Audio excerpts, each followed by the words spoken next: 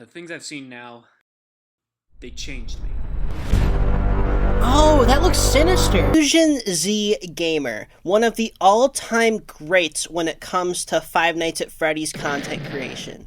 If you don't know who he is, he's basically just a very large Let's Play channel who specializes in playing indie horror games. He's best known for releasing videos about the ending of games literally like 5 seconds after they release. Holy crap, that's the thing we saw! It's Funtime Freddy. I take it it's probably Sinister Funtime Freddy. When I was younger, I used to watch Fusion Z Gamer's videos all the time, just because, you know, I didn't know how to install fan games as a dumb little kid. So he was my exposure to so many random games that I would have literally never heard about otherwise. A lot of Game Jolt, Unreal Engine, Fredbear free roams. And the reason I'm talking about Fusion Z Gamer so much is because I think he's a big contributor, or kind of the main reason why this topic is even so relevant. Sinister Turmoil was a FNAF fan game back in the day that never actually saw the light of day. And this fan game was claiming to be a lot of things. Most of them weren't true. The one thing that was true is that this fan game was sinister. A fan game that promised to bring all of your favorite Five Nights at Freddy's animatronics into one place and making them just so sinister and messed up. Springtrap, Phantom Bonnie, Nightmare Phantom Foxy, Sinister Candy, Nightmare Ignited Freddy, Sinister Ignited Chica, Five Nights at Freddy's 1 Withered Bonnie, Five Nights at Freddy's 1 Sinister Foxy, Five Nights at Freddy's 1 Freddy, Five Nights at Freddy's 1 Nightmare Chica, Possessed Freddy, Sinister Simon, and Sinister Pop Goes. So Guys, what one is your favorite? Huggy Wuggy Chic, Scary Blue? I really appreciate how Sinister Ignited Freddy and Nightmare Ignited Freddy are the same image. It promised a fully fleshed out story mode with online multiplayer and several playable characters. This game, at the time, truly was looking to be the best fan game ever made. So what better place to start than playing the actual demo that's available? Get moving! What do I do? Do I fuck with it? So I played the Sinister Turmoil demo in year 2025, and this is like the purest definition of a walking simulator because that's kind of all you do. Nothing happens. But this was so cool back in the day because it looks awesome. Look at these graphics. 3D FNAF? Looks like Slender the Arrival. Honestly, that's a little rude to Slender the Arrival. I think this is like the middle ground between Slender the 8 Pages and Slender the Arrival's graphics. But yeah, this is the most Unity horror walking simulator game of all time. I really like the flashlight that completely blinds you when you look at anything reflective. Blah, blah, blah! Bang! All I'm saying is I think Scott Cawthon should have got this guy to make this for the fanverse. Dude, they should have got Sinister Turmoil in the fanverse. This could have been like a Transformers 1 situation. This game has a really good lighting system. I like how the lights blind you when you look into a fridge. But you know, besides the lighting issues and the constant copy-pasted bottles and drawings on the floor, this is a pretty nice looking demo. The protagonist in the game does talk at the beginning and the end, but he's so unbelievably quiet that he might as well not. And he's basically saying nothing. Is he gonna do anything? I bet he isn't. I'm Freddy. Nope. Well... Why did I do this? Why did I agree? The things I've seen now, they changed me. What happened there 29 years ago made them get up and leave. This guy does not sound 29. Rumors that the employees went insane. Now I can see why. I can see how. I can see what made them go insane.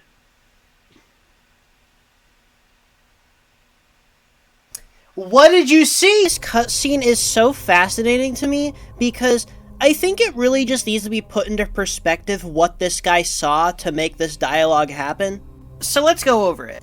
So our protagonist walks inside, makes jokey remarks about the facility and the animatronics and such, gets his eyes blinded by the monitors because they're so reflective. Random bottles.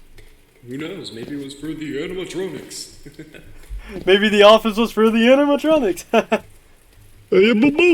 Look at this lighting. Hey, boom, it's Sinister Turmoil. Hey, boom, it's Sonic Colors Ultimate. Walks into the dining room and looks at all the deactivated animatronics with scary sharp teeth and says absolutely nothing about them. Turns on a generator, goes upstairs, goes down an elevator in a weird facility thing, turns on another generator, sees Freddy standing there looking at him, but Freddy is completely docile, not even attacking him. Guy goes up the elevator, leaves unscathed, and that's the traumatic event. That is literally all that happens in this demo. You never get attacked, there's never anything that happens, it is literally you walk around, you turn on 2 generators, and then you leave. The only encounter you have with an activated animatronic goes like this. Mr. Freddy, he's looking at me, this is an advanced animatronic. Dude, he ain't gonna do shit. Is he not touching the ground? He's floating. No. He's like Bonnie is defying laws of Dude, physics. he might be a spirit. Taking some notes out of Scott Cawthon's. There might be a dead kid in there. I love how he's just like, he was upstairs laying down and somehow he made it here before me, and what he decided to do with all that effort to get down here and use the fucking elevator. He had to use an elevator to get down here, by the way, and he just decided to stand here. The idea of Sinister Turmoil, I think, was a lot more enticing to people than the actual contents of the demo. A 3D free-roam story mode FNAF game was just something that people wanted at the time. This game really did seem too good to be true, but I think a lot of people were just too excited about the idea of like an ensemble FNAF game about exploring abandoned pizzerias and free roam, getting to play online multiplayer with friends. The concept of this game was literally the coolest thing ever as a kid at the time. And I think everybody who heard about it was kind of desperate for it to come out, as dumb as that may seem in retrospect. And this demo for the original version of the game was pretty much all we got. We have no idea what the rest of the story mode could have been like because it never existed. Now, if I had to take a guess, this game turning out the way it did probably was just a result of a developer who was very passionate about this idea, but didn't have the game development experience to actually make it real. Which I've definitely been guilty of myself. I'll start so many projects and realize, wait, I don't know how the hell I'm supposed to make this. I feel like it's just a really common thing for indie developers who are just doing it for fun, which is exactly what FNAF fan games are. This game just got unlucky with the fact that it was very overambitious and it was just never going to be able to deliver on all of it. But hey, the story mode demo wasn't much, but what about the multiplayer demo? Okay, so basically the multiplayer demo has less content. It's not actually multiplayer. You walk around the room as Springtrap, and that's about it. This was definitely the most anticipated part of the game with the most teasers released and everything, and it's kind of crazy to me how the demo is somehow less than the story mode demo was. But hey, let's go over all the teasers that were released for the multiplayer mode, and let's see here. Most of the content existing for Sinister Turmoil is related to this multiplayer mode, so this is pretty dang significant. So let's just go over every single teaser released for Sinister Turmoil. So to start off, here we got the 4 original renders for Sinister Freddy, Sinister Bonnie, Sinister Chica, and Sinister Foxy, and these are just iconic. These are so recognizable at this point, and they're definitely very captivating. Credit where credit is due, these are just some badass renders. And there's some interesting details beyond just the sharp teeth. Like, you can see here, they have 4 rows of teeth, which is very cool. Foxy's are very weird and jagged. It's probably a good time to say that all of the models in Sinister Turmoil, or at least most of them, are edited in retextured versions of the Everything Animations FNAF models, which are the same ones that The Joy of Creation, for example, used.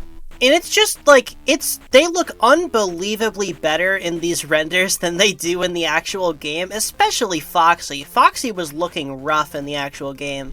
Then we gotta look at Sinister Golden Freddy, who has some angry eyebrows going on. He also has much brighter colors than the other ones for some reason. The other ones go for more darker shades from their usual color palette. Chica's a good example, because she's also yellow.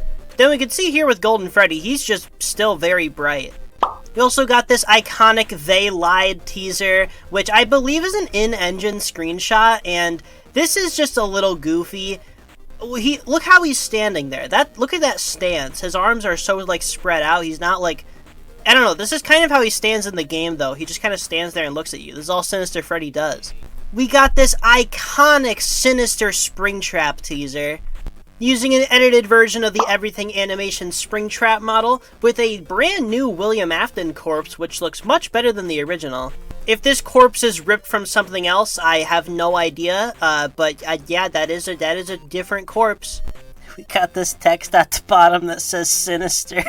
There's this Balloon Boy teaser, which I believe is also in-engine, and this one is interesting because it features a completely unique Balloon Boy model, at least as far as I'm aware. And if we go to the next teaser after this, we can see a Sinister puppet, which also uses a unique model. So I guess for whatever reason, certain Sinister animatronics were going to use original designs and models while others weren't. It's an interesting choice, but I guess I'm fine with it.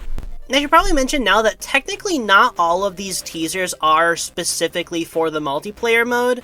It's just, I thought it would be more simple if I mentioned that I was talking about the story mode demo, and then I moved on to the multiplayer mode, because I'm mostly talking about the multiplayer mode, but there are some story mode related teasers in here, so thought I should add that in.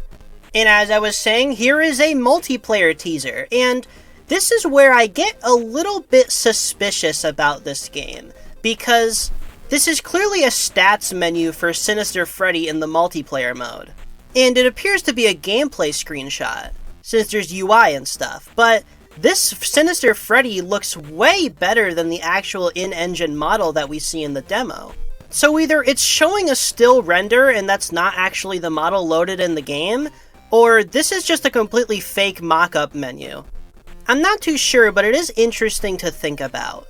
Considering how little we've actually seen of the multiplayer mode in action, I wouldn't be surprised if a lot of it just didn't actually exist.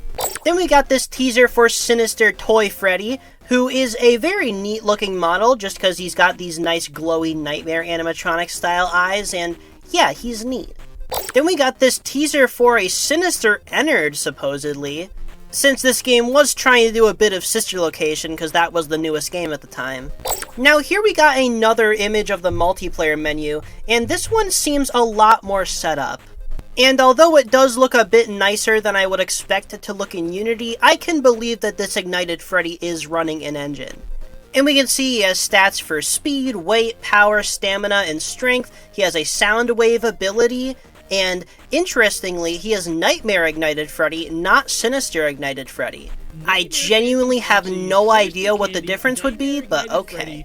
And we have another quite sinister menu screenshot featuring FNAF 1 Sinister Bonnie. And you can see that he has an ability called Crunch. And it makes sense for Bonnie because he's a bigger animatronic and he can definitely pick something up and just crush it and kill it instantly, which is awesome. We got an image of Sinister Funtime Freddy. I think this is probably Sinister Funtime Freddy. Which is clearly a very early on one. Like, I'm pretty sure this is one of the first ever fan models of Funtime Freddy. Don't remember exactly which one, but yeah. Then we got this teaser for Sinister Nightmare Fredbear, and this one looks sick. Like, this is awesome looking. The stretched out eyes, just how long his teeth are, he's very spooky. And this one has the spectacular lighting seen from the original images. And then riding off Ignited Freddy, we got another fan game character, Candy the Cat. Then we got Sinister Toy Bonnie, who I will say, his render is like 1,000 times better than Toy Freddy's. I don't know why his looks so much better, but it does. We got a render for Sinister Pop Goes.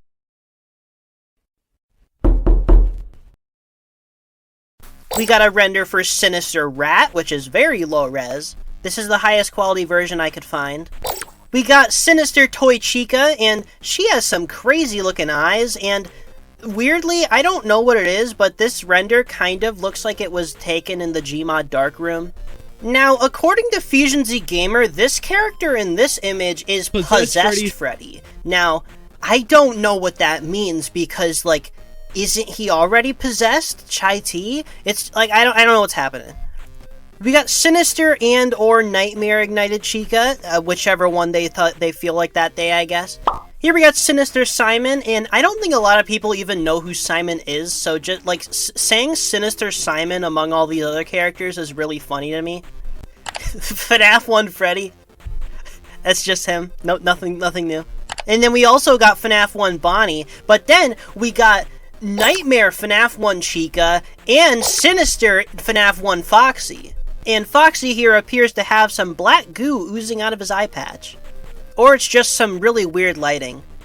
Here we got Nightmare Phantom Foxy, followed by Phantom Bonnie, which, you know, he wasn't in FNAF 3, so that's neat. Now we have FNAF 1 Withered Bonnie, which I guess if they're doing variants that aren't related to, like, Sinister or Nightmare, and, like, they're doing, like, Phantoms and stuff, I guess this makes sense, but this one feels very out of place to me. Then we got a teaser that says, what can we use with this really cool render, but it took me a bit to figure out what this was, and from what I can see, this is a character named Cerebrius, at least according to what the Sinister Turmoil wiki says. And this appears to be an amalgamation of all the Sinister animatronics, similar to, like, Creation from the Joy of Creation story mode. This was likely intended to be a final boss type character in the story mode of Sinister Turmoil. Here we got a Balloon Boy render that further confirms that yes, Sinister Balloon Boy is a unique design. Then we got another render of Cerebrius, if that's even his name. I genuinely have no idea what this is, but you know, it looks kind of cool. I like it. Here we got the FNAF 4 bedroom, which is an interesting teaser, and this is definitely in-engine. Like, that is definitely a game map. That is a crusty Unity screenshot. Then we got this screenshot of what appears to be a prison of some sorts. Here we got another screenshot of the player's hand reaching over and looking over and seeing Sinister Freddy in the room. Standing there as always, he's never doing anything. Sinister Freddy really is the king of giving us nothing. Hey, my son! I hate my son! We got a supposed multiplayer screenshot, which is a animatronic point of view, I assume, using night vision to spot a human player character. And this teaser is followed up by another one, which seems to be from the player's perspective of being attacked by Sinister Freddy. I take back everything I said. He's actually doing something. I'm so proud of him. And wow, okay, looks like we're done. Just kidding, there's two more. I bet I tricked you. I bet I did. Here we got this thug gangster Springtrap. Look at that pose he's doing. Now, if you can't read, it does say this is Nightmare Springtrap and not Sinister Springtrap. You can seemingly tell by the fact that Nightmare Springtrap has eyes and Sinister Springtrap does not. Here we got our one and only video of the UI menu actually functioning, and we can see it as a customization screen for Sinister Spring Bonnie. And you can change his eye color, you can make his teeth green. Okay. This menu's kind of funny. It's neat though. I like that there's customization for the animatronics. It seemed like a big draw for the multiplayer was that there's going to be a lot of customization for your animatronics, which is cool. That's something I wish And then FNAF we got AR did. Nightmare, Sinister, Freddy with a completely different UI menu, and I don't really know why it's different now, but okay. And just look at that model. That is a beautiful thing right there. This is one of the all-time greats. Okay, I'm gonna be honest though, the way they did like his eyes and stuff, this Sinister Nightmare Freddy model has a very menacing aura. You can almost say it's a sinister aura. Sinister is our new buzzword and you're gonna like it. Okay, now the well is dried up for the original version of the game. What the hell do I talk about? Sinister Turmoil Sewers? So I couldn't get Sinister Turmoil Sewers running on my computer, so I had to have my friend Tracy do it, so thank you, Tracy. Comment thank you, Tracy. I think so. That's Freddyland. Dude, that's the puppet's eyes are gonna show up in the clouds. If it does, this actually is just genuinely a reference. That'd be really funny. Leftover supplies. I know I saw them.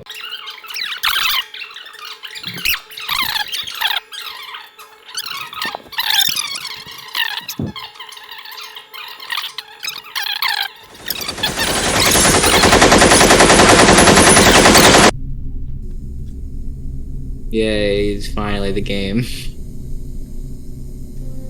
Oh yeah. Mario, Oh yeah, them turmoil, them Sinister so turmoil and sewers. Oh yeah. Okay, Wazzy is swimming. Call the hamster! So, after the long opening, I was really thinking to myself, did we lose the plot, or was there just never a plot to begin with? Because, really, I want to think about this for a minute. What is Sinister Turmoil? What does the title mean? It's sinister? Turmoil? What do these two words have to do with each other, and how does it relate to FNAF? I feel like you could call any horror game a Sinister Turmoil. Is the appeal seeing all your favorite FNAF characters turned into a sinister form? Apparently not, because the official reboot was just gonna do original designs. Is it the multiplayer aspect? Well, apparently not, because the reboot doesn't have that. Is it the story mode? Oh, so that's what it. Okay. This is a little parade. Look, we're all friends. It does. It plays parade music, and they all follow it. It's just gonna despawn, then Mangle's gonna kill you immediately. I only have I have Ban 1 and I have Ban 2, and Ban 2 crashed made my computer blue screen. Avery, look at my screen. That's what's going on there. There's another Mark? green wrench. That's awesome. Why is there two? Blue key card. This is the Two greens with one wrench. Fucking god. So after going through the experience of Sinister Terminal Sewers, I'm honestly just kind of at a loss at, like, how this is, like, related, but at the same time, I don't know how it was supposed to stay related. What the hell even was Sinister Terminal? What was that? It's so hard to define what this even means. But the Sinister Terminal reboot takes place in a theme park, which I thought the point was to explore abandoned buildings and stuff. I don't know. This is basically just an unrelated fan game that Sinister Terminal's name was slapped onto, and the full game was cancelled and the only one that released was Sewers, but it's still just so confusing. Like, the only one that released, which was Sinister Terminal Sewers, features Mangle, which is one of the characters that was not in the original. I don't have anything against this project, I just don't know, like, why the Sinister Terminal name even has to be attached to it, because it is completely unrelated in every single way. And can we be honest, was this concept even good enough to even warrant being rebooted? Like, yeah, I get it's a popular fan game topic, but, like, I feel like the concept for Sinister Terminal was such a product of its time, and changing that much about it kind of just makes it not the same thing anymore whatsoever. It's such a hyper-specific, edgy 2016 FNAF fan game thing, and I really don't think it has a place anywhere else. Everything about the original version of it was kind of just novel for the time. And I sincerely don't mean to sound disrespectful towards any developers. There's a lot of really cool things they're doing, I just don't see how this thing correlates to this thing. Now, I didn't get to play Sinister Terminal Sewers myself, as I said, it wouldn't run on my computer, but my friend Tracy, who played it, didn't like it very much. Yup. Let's get into wrapping this up, okay? I got my thoughts in order.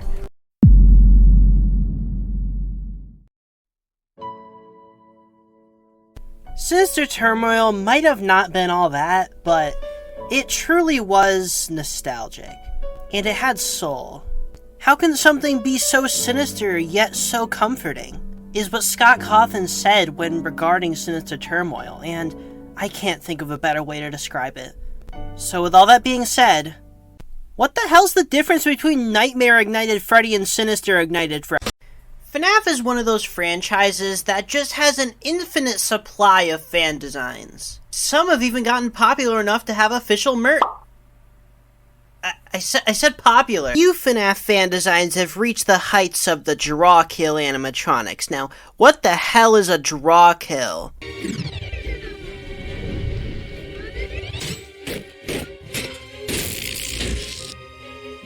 So basically, there's this horror artist online who goes by the username Drawkill, and only about a month after FNAF came out, they had released a bunch of original FNAF designs on their DeviantArt page in 2014. Now, these are originally posted and described as cyberpunk versions of the FNAF animatronics. And the most recognizable ones of these were Freddy, Bonnie, Chica, and Foxy, obviously. Now, these are very, very iconic and recognizable fan designs. I think just about any FNAF fan who's been around for any period of time has probably seen these at least once. But if you do recognize them, it's probably not from these original drawings. It's probably from the 3D models that were made of them later on.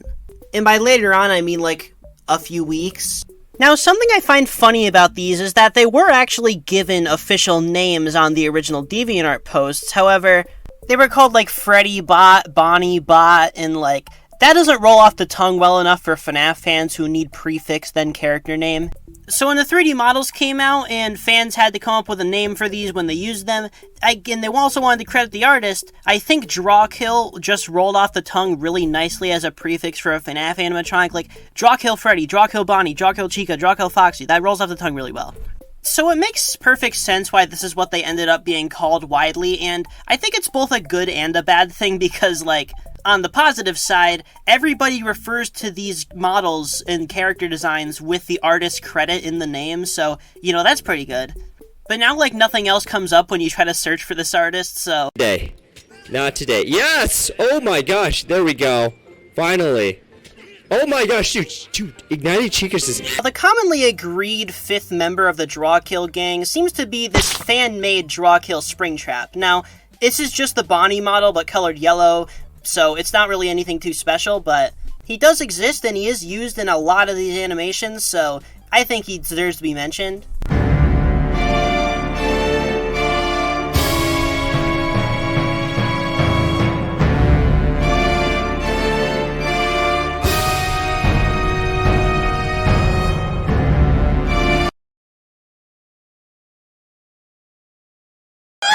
Look into the designs themselves, Freddy is explicitly pointed out to have flamethrowers on his fingertips, which would explain the big gas canisters on his back, which is kind of a cool idea.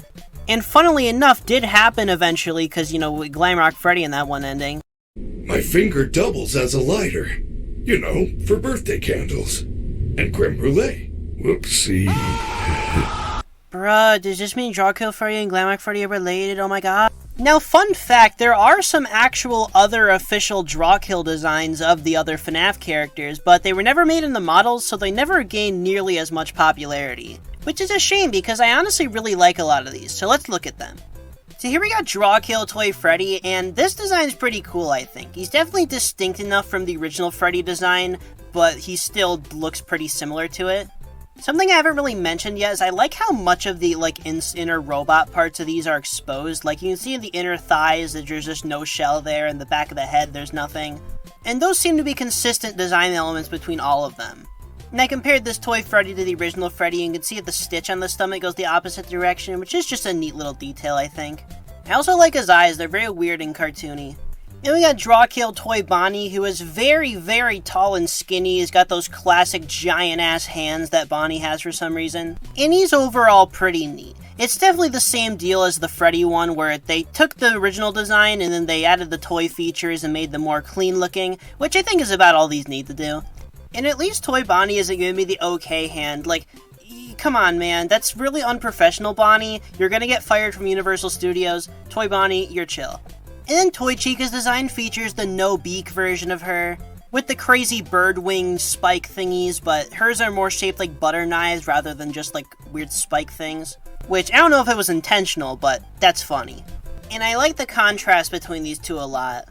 Although you can definitely see when the original design wasn't really made with Toy Chica in mind, because the original was already very skinny and Toy Chica is way skinnier than classic Chica, so... There was also a Draw Kill Mangle design, which I honestly kinda like the approach it goes for, since it's not really anything I've seen before with a Mangle design. Mangle's original design is just a bunch of random mix-matched animatronic parts to kind of make a body, but it doesn't really make sense. It's not a cohesive body. This one goes for an approach where it looks more like it used to look like a normal animatronic, but it got, stretched out. You can see his weird, stretched out robotic spinal cord and how one of his legs is missing and he's standing on one foot. And she also has this, saw blade on her shoulder, which is really funny. And I actually kind of adore this look for the extra endo head. Reminds me a lot of Plush Trap's endoskeleton. Plush Trap is an underrated endoskeleton. I don't know if you guys know about this endo, but it's pretty good. And now we got the Draw Kill Puppet, which is the last one that they made, and honestly, this might be my favorite. I'm just a really big fan of how this adapts the proportions and stuff of the puppet. I think the puppet lends really well to this style. And it's also a lot more unique because the puppet isn't usually so robotic looking. And it's got the big wire strands that kind of look like hair on the back. This is pretty cool. Alright, well that's enough respecting the original art. Let's see what it's become.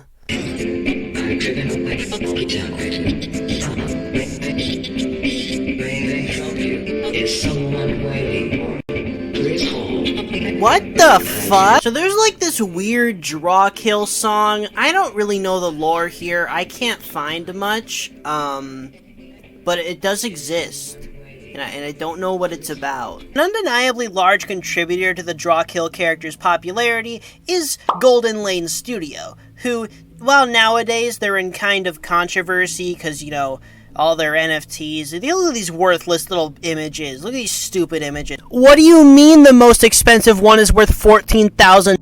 You know, it's kind of funny because, like, on one hand, yeah, they're making NFTs, which is obviously bad, big no-no, but it's like, they've said they're doing it so to help fund the project, and can you really blame them when crypto bros are this stupid? This stupid kangaroo with a pride flag sword is worth $2,000. Susie Snack Time TikTok. Anyway, Candyland is a whole video topic for another day. I want to talk about their older work, you know, back in the day when they were making classic FNAF animations. Remember that absolutely classic fake FNAF 3 trailer? Well, that was them. They're responsible. Golden Lane Studio, pat on the back. You made something truly remarkable. So they made this Five Nights at Freddy's animated series, and it has about 7 videos in it. Some of them are repeats of each other because they make like these weird alternate endings, but this series, as you can see from the image beside me right now, very prominently uses the Drawkill animatronic, so I'm just going to show a bunch of clips of me reacting to it, then I'm going to give my thoughts afterwards. We were celebrating a happy birthday of a neighbor kid in that cafe. It's not a cafe, it's a pizzeria. No, it gets demolished?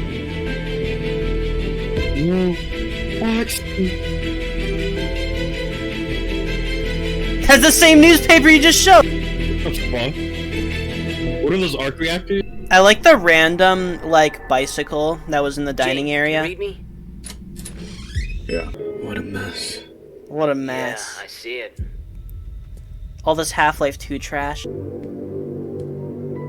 There's Bonnie. Yeah, there's something alright. It's way out of reach, though. It's way out of reach.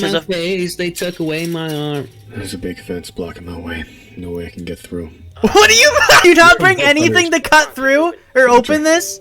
It's a fence. It's a chain link door. Master Splinter.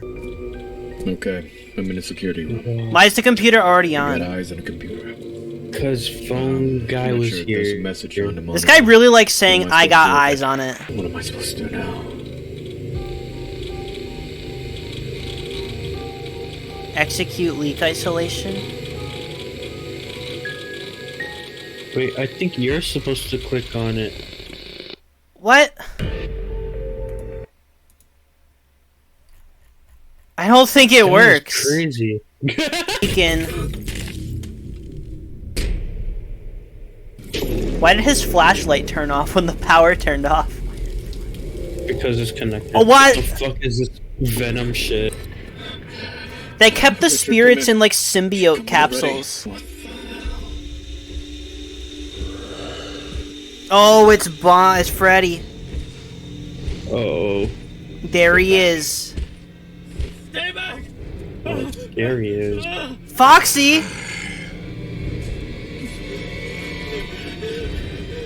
Bonnie, where's Chica? They're all here. Get back! Get back! Get back! You released us. For this, you'll be rewarded with a quick death. Springtrap. That was so mean. For the citizens What the of fuck, this city Afton? to know how it feels to be helpless. Okay, so guy gets killed, and now Springtrap and his this goes hard as hell. What the hell? There is no one to protect them. I will make them suffer. That went hard as hell. Why is he so mad? He set you free, little bro. What the fuck? He uses There's like the Sonic Doctor Boom Strange tether. powers. Hold on. And then they did this random remaster video that's sponsored by NVIDIA. And it's literally just the same video but with a different Springtrap model, and like I can't even see the lighting improvements. I don't even know if the lighting's different. And yeah, Springtrap's not our focus here, so I'm gonna skip forward. You know, maybe I could do another video going in depth on this channel, but I don't want to look at the draw kill stuff. Fun. Really? What happened? What happened? Construction was illegal. Here, in the underground, very close to the surface, there is the main sewage leading to the city. It is dangerous to build a factory in such a place. Therefore, everything stops. This is the most natural conversation I've ever heard. Dangerous to build a factory in such a place. I knew this day would be good. Guys, let's celebrate. Dave, you know what my wife will do? It's after a day's work. She smells the alcohol on me. This is the Dave? Dave? Oh no. What the hell? Oh, Foxy. The gang's all here and they're ready to kill you. I'm going mad! I'm going mad! You've gone too mad.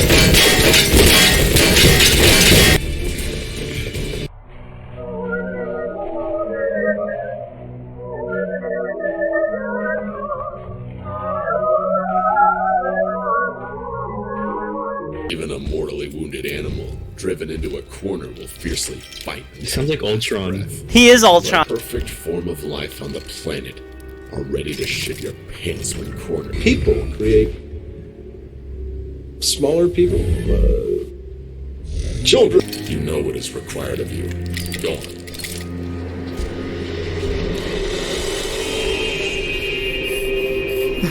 Bill Bond. So then it loses the plot a little bit, and we see this flashback scene of Bonnie before he became Scary Drawkill Bonnie, and he's like cowering under a table from Springtrap, and there's like a Freddy Fazbear head crab. I don't know what's happening. What the hell? What is going on? What do you mean? That's a head crab. That's just a head crab with a Freddy head on top of it. So then Bonnie regains consciousness and then decides to disobey Springtrap, and then Springtrap tells him to stop that, so it's all good now. Putting the hands on him. Oh my god! What do you want from me? Look at yourself. You work at construction sites for peanuts. Do you think something will change in your life? And Freddy drags in the Jacko Bonnie suit, apparently iconic 5th member of the Drawkill gang, so that they can turn this random construction guy into Jacko Bonnie. I don't know, man. You know, I remembered this series being a lot more about the Drawkill characters, but they're kind of just like there. It's mostly about the weird Springtrap Ultron guy. But hey, there's only one more episode, I think, so you know what, I'm just gonna go through that, because we're already too deep. Scary. I didn't Scooby Toilet get, like, very famous with this dinner. This is better. This is better than Skibidi Toilet. What is going on? Everybody's fighting! Everybody's fighting because Fox... Oh my god! Everybody's fighting because Foxy's here.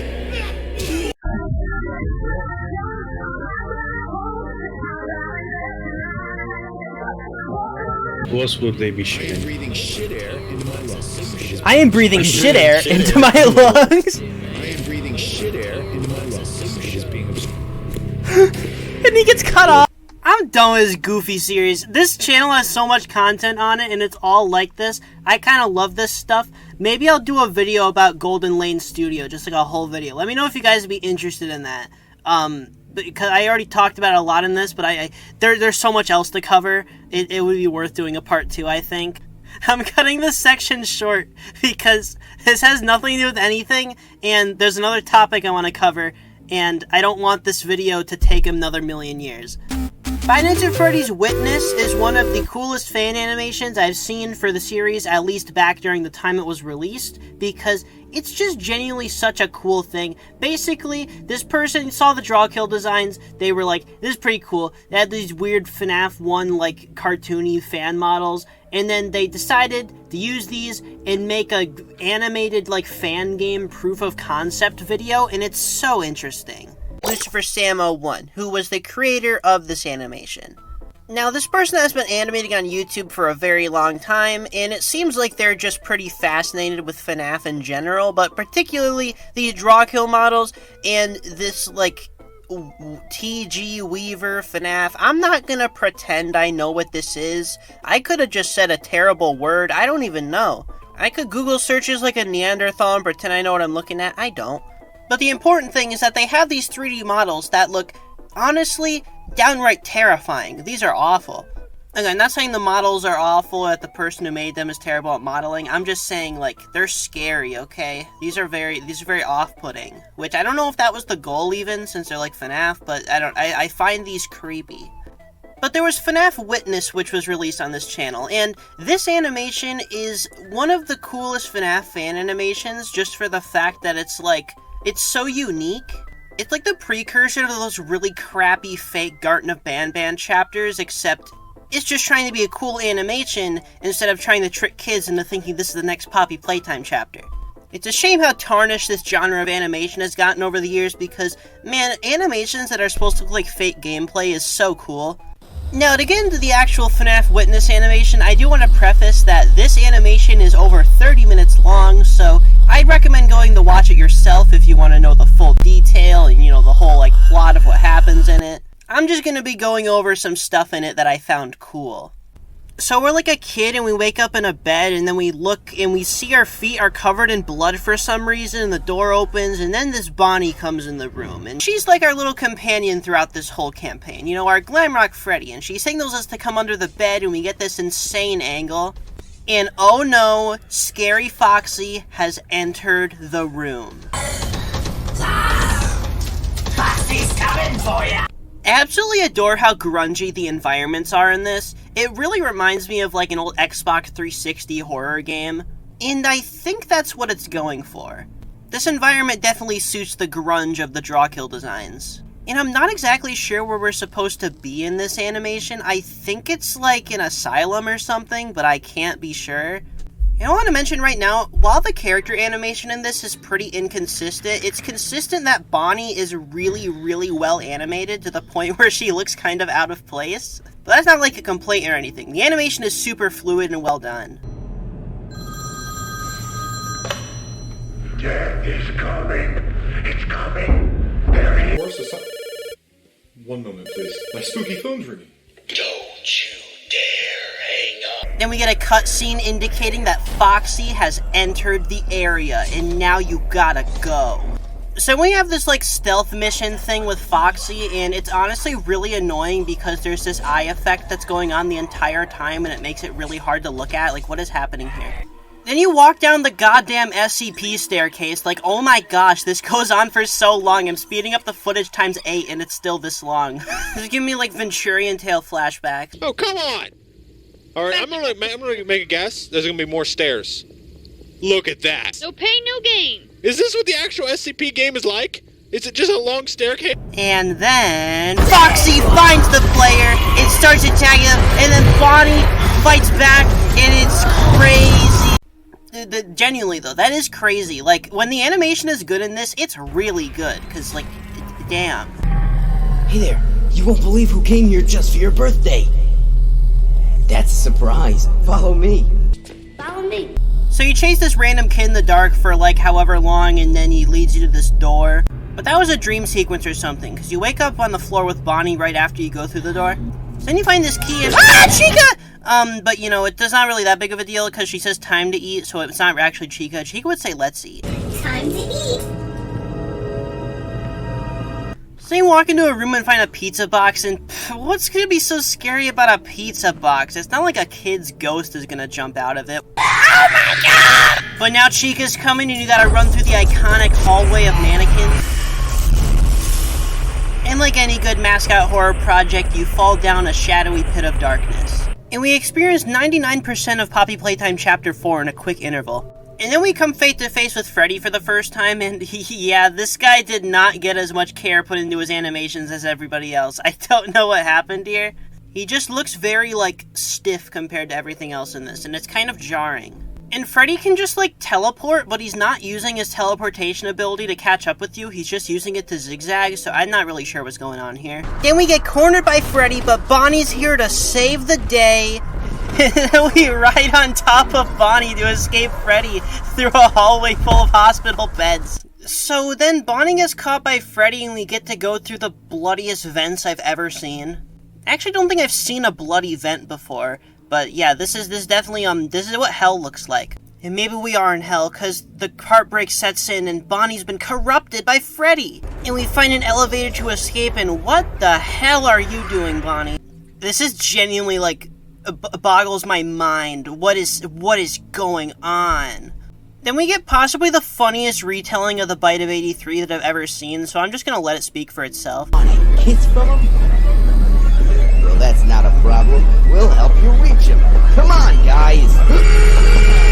And then I think it's implied that we've been the bite victim, like in the hospital having a nightmare this whole time, which is kind of cool. But we see like this purple guy here, and he's talking to us, and he sounds like this. You know, I could just say I'm sorry. I was pretty sure the machine would have killed you. Now, jokes aside, I do think this scene is kind of creepy, just because, like, I don't know, look at this guy. That's a scary guy. Like, look, his mouth is like stretching weirdly. I don't like it. Okay, well, now you're just pushing it, okay? I gave you credit, but now you're pushing it a bit too far. And this keeps going on for like 8 billion years, and he looks like this by the end of it.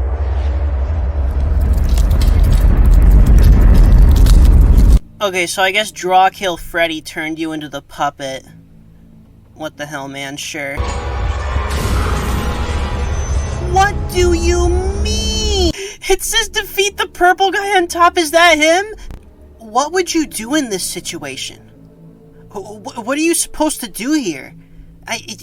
Will you climb up its arm like the night boss from Sonic Frontiers? Oh, okay. So I guess the goal of defeating giant draw kill purple guy is accomplished by climbing up him and stabbing him in the eyeballs? What the hell, sure. Calm down, man! Calm down! Oh, hey guys, what's up? We get this cool animation of the draw kills killing a bunch of people, and I'm not sure what the significance of this holds, but it does look really cool. I like how, like, Bonnie's, like, he slaps the guy's head like it takes advantage of how big his hands are. And Freddy just makes out with this guy so hard it kills him. So Bonnie gives you, like, a Springtrap head. You have to put the head on, like, a really gory William Afton corpse, which I'm gonna censor, because, oh my gosh.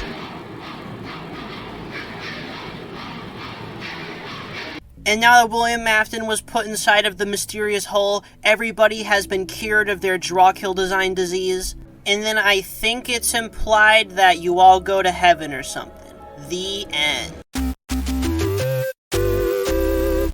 So, yeah, that was my look back at a bunch of media that the draw kill FNAF designs have been used in, because I think they're pretty cool.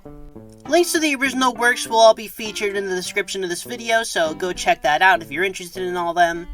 These are easily some of the FNAF community's most iconic designs, and I really wanted to just look back and, I don't know, I guess just digest a bunch of stuff that I'd completely forgotten about that they were in. It's always fun to look back at this stuff, so yeah, let me know if you guys enjoyed in the comments, and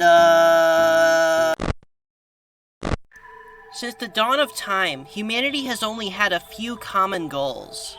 Wealth, power, control, and getting the Fredbear Origins game. It's become sort of a running joke in the FNAF fandom that they've been kind of teasing at us at Fredbear's Family Diner since FNAF 2, and it still hasn't happened. We don't have a replacement for your ship yet, but we're working on it.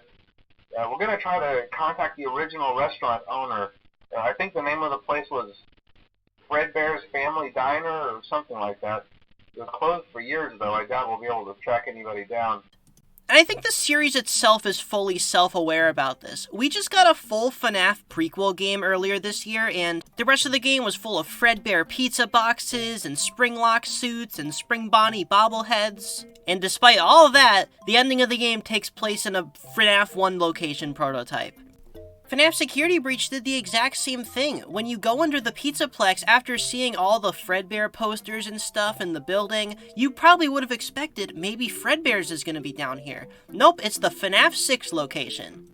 This desire for Fredbear's has been around ever since FNAF 2 released and we heard the name of the location with nothing else to go off of. And then in FNAF 3, we got it confirmed that it featured Golden Freddy and Golden Bonnie, or Fredbear and Spring Bonnie. The main antagonist of FNAF 3 literally being in the Spring Bonnie costume.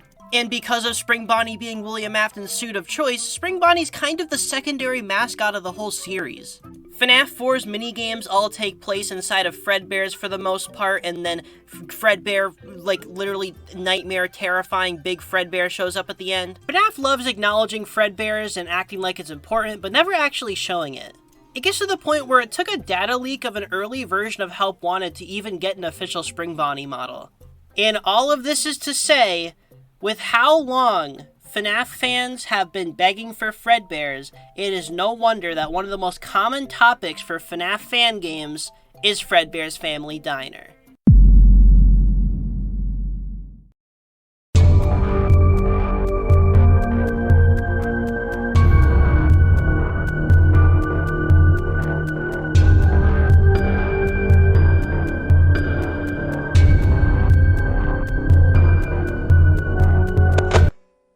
In this video, I plan to specifically cover some of the oldest Fredbear games that I can find. Games that have been collecting dust on GameJolt for the past 10 years. And when I think of old Fredbear games, one game comes to mind always. Five Nights to Remember. Now, this isn't to be confused with the remake of Five Nights to Remember, which is much newer. No, I'm talking about the original, and its other games created by the same developer, Stella Wisps. Now, there are 3 games in the Five Nights to Remember franchise. There is Five Nights to Remember, obviously, One Night to Remember, and The Diner. So I guess I'll just play them in order since I find a fascination with this type of game. So, Five Nights to Remember, beautiful graphics in terms of like how this game looks. Like, I really love the aesthetics here. It's very classic. And I don't even mean that ironically. Like, there's something so charming about the primitive, like, almost untextured models with all the flat colors. This game definitely looks old, but that's kind of the appeal of it in the modern day. And honestly, I don't really even think these Fredbear and Spring Bonnie models are that bad. They could have easily just used recolors of the Splinks models, but no, these are original models of Fredbear and Spring Bonnie, and that's gotta count for something. And this game was released all the way back in June of 2015, so pretty dang old. Over a decade old, in fact. The gameplay loop of this game is pretty simple. Honestly, it's kind of broken because the animatronics will come down the hallway, Spring Bonnie comes down the hallway, Fredbear just kind of wanders around, I don't even know what he does. Bonnie stumbles down the hallway, he gets to your door, you flip the switch, him and Fredbear both go back to their stage because it's like a stage call switch, and that's really interesting to me because, I don't know, it's like you can flip the switch at any time. You don't even have to wait for him to get to your door. You can just send them back to the stage whenever, so honestly, as long as you're paying attention to the animatronics, there's not really a chance that they can get to your office because you can just flip a switch and they'll immediately be sent back to where they started. It's very broken, I think. I mean, I guess I didn't get all the way through the game, so maybe there's some curveball thrown in, but at least from what I played, it's very, very simple. There's also a music box mechanic in this game, and it is basically you just, like, when you're on the cameras, you can click this button to keep the audio playing, to keep this thing asleep, and then they don't really tell you what the thing is, but you'll find out if you die to it, obviously. But as long as you have the music playing while you're on the cameras, you should be fine from it. But if you go off your cameras, it will automatically turn the music off and the thing will start lowering. So this game really encourages being on your cameras. Like, there's not much of a reason to stay in your office unless you're trying to flip the stage call switch. Speaking of your office, I really like how the camera UI goes on top of the time. It's really cool. Also, this is a really funny computer model. Like, look at that mouse. That is awesome. And you're probably wondering, what are the jump scares like in this game? Well,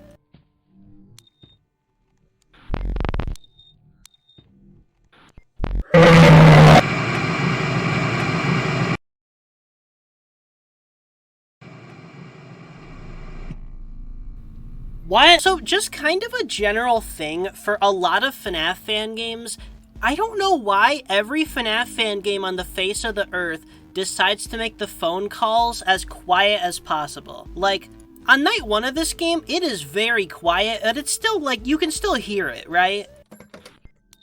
Hello, welcome to the first ever Fredbear's Family Diner. I will now give to you the basic information you need to get through a night's worth of work. But then once you get to night 2, it's just a completely different story. Like, it is being drowned out by the ambience, even. Like, it is so unbelievably quiet. I don't know why the phone call is this quiet. Hello, I'm calling back in to see how you're doing and remind you of your basic routine. As such, this call will be shorter than It's really confusing too because this is the phone call where a lot of the exposition about like who the guy in the music box is and stuff, so it's so weird how this is such a quiet phone call, like you can really barely hear it. And you're also probably wondering, what the heck is the thing inside of the music box? Well, I guess we'll have to find out here.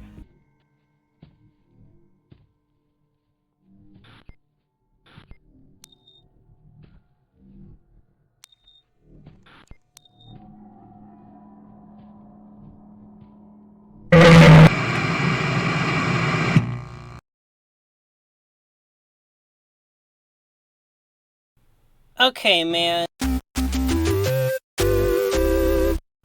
Alright, One Night to Remember.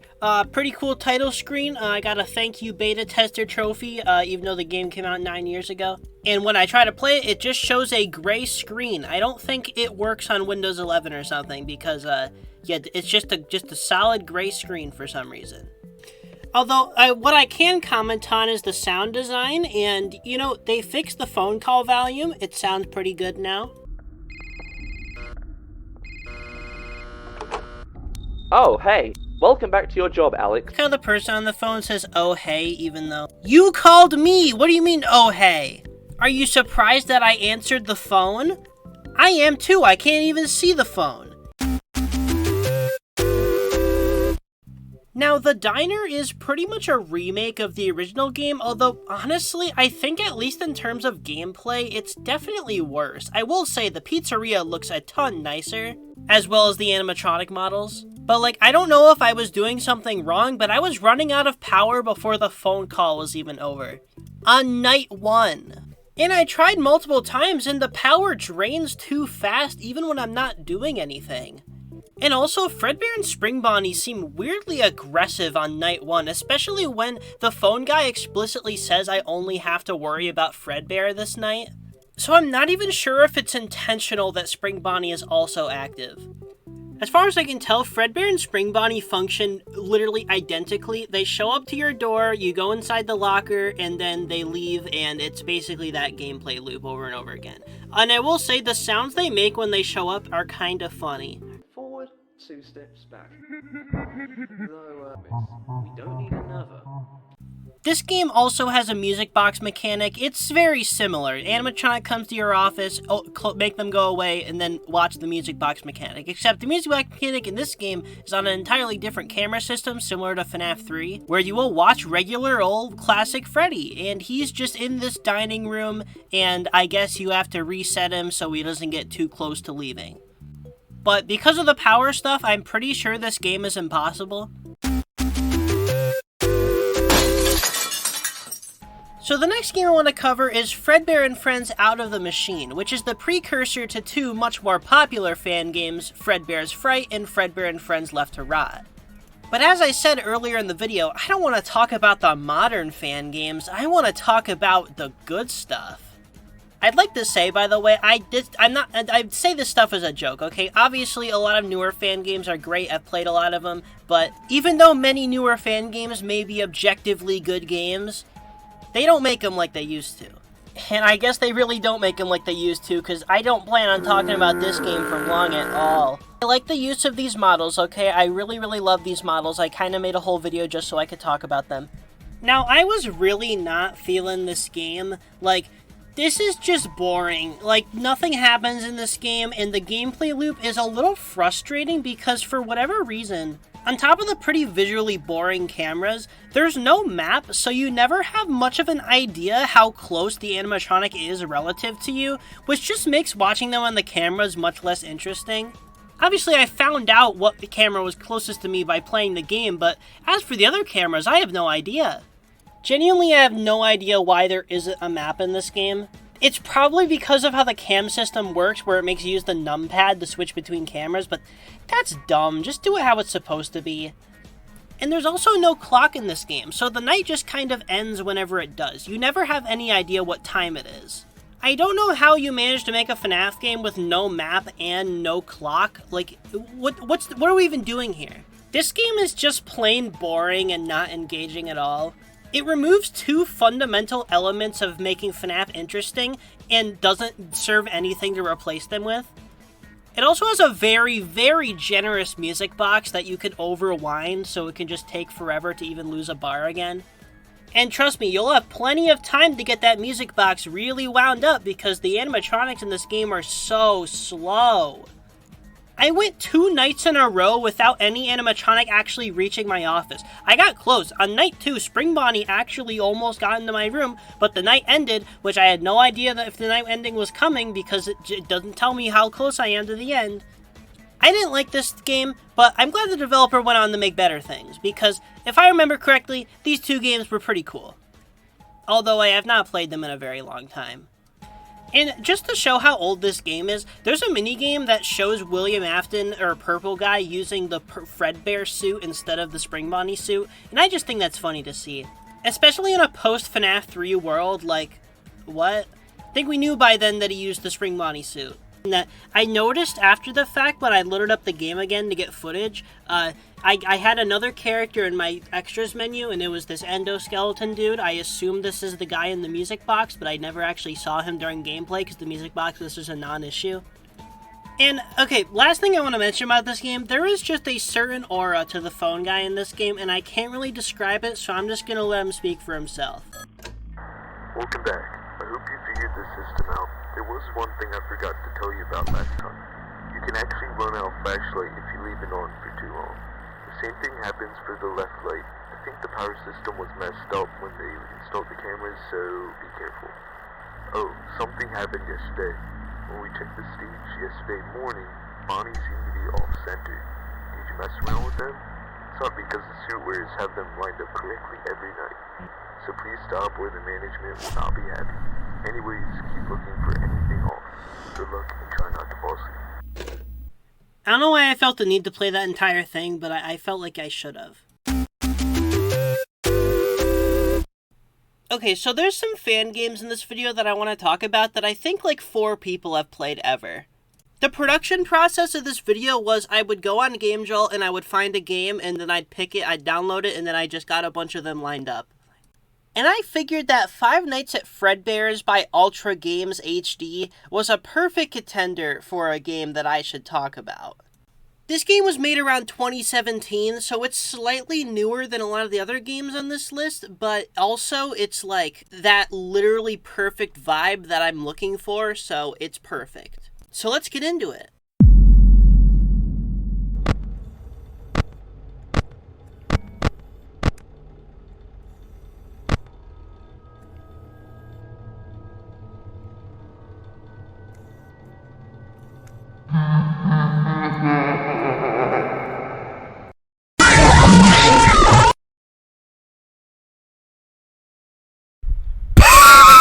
This game is beautiful. Like, this is exactly what I was looking for. There is nothing about this game that is not exactly what I wanted out of something like this, okay? Like, the FPS counter in the corner, that is just constantly going crazy, and I don't even know if it's actually counting FPS or if they just put that there because they felt like it.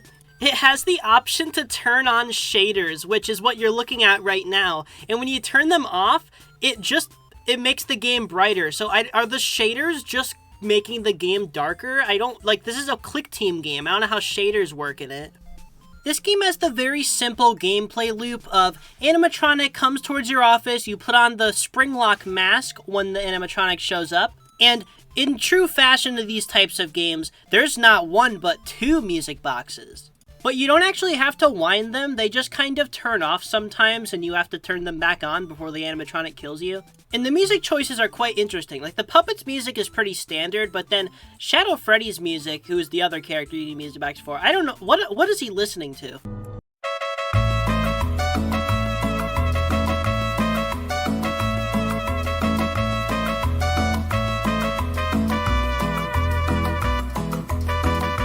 Yeah, if it wasn't immediately obvious, this game's cameras were basically entirely made in Gary's mod, specifically this map, which I made an entire video about. This game also has a phone guy, which is, again, there's never a miss with these types of fan games. The phone guy is always awesome. Hey, hello, good night. Well, let's get started. Welcome to Fredbear's Family Diner. I hope you're enjoying your workplace. I'm gonna teach you something you may need to know about your workplace. First, and before everything, you're a night guard, so your main tool is the camera monitor. But let's just say that if the things get dangerous for you, a Freddy Bear mask was given to you in order to keep your safety. If that happened, you may be recognized as invader. And also, that mask have a security lock of oxygen. What the hell is that, you may wonder? And so the ventilation system will work at full power to provide you enough oxygen. Otherwise you're gonna be dead. The ventilation system is really bad and broke really frequently, bro. Different from the others, which is the puppet. That thing is a bit dangerous. The mask won't work on him. Or her, I don't know really. Don't let the music playing on camera aged stop. Otherwise things are gonna get really bad, dude. See you tomorrow, bye. He did not call again the next day. Okay, I know I just played like a minute straight of that guy, but can you really blame me? That is an awesome phone guy. Not sure what's up with the robot filter, though. Obviously, English is not this person's first language, and I'm not going to make fun of him for that, but the deep voice with the robot filter and the off English is just, it's awesome. I really like it. I find it endearing, and I really like how enthusiastic the delivery is. If the puppets start to get too much aggressive, the camera monitor will let you know, but only if you... Being your average size is really nice. Hey, what do you say we go to Denny? So yeah, I'll give this game a 10 out of 10. Yup, that's my...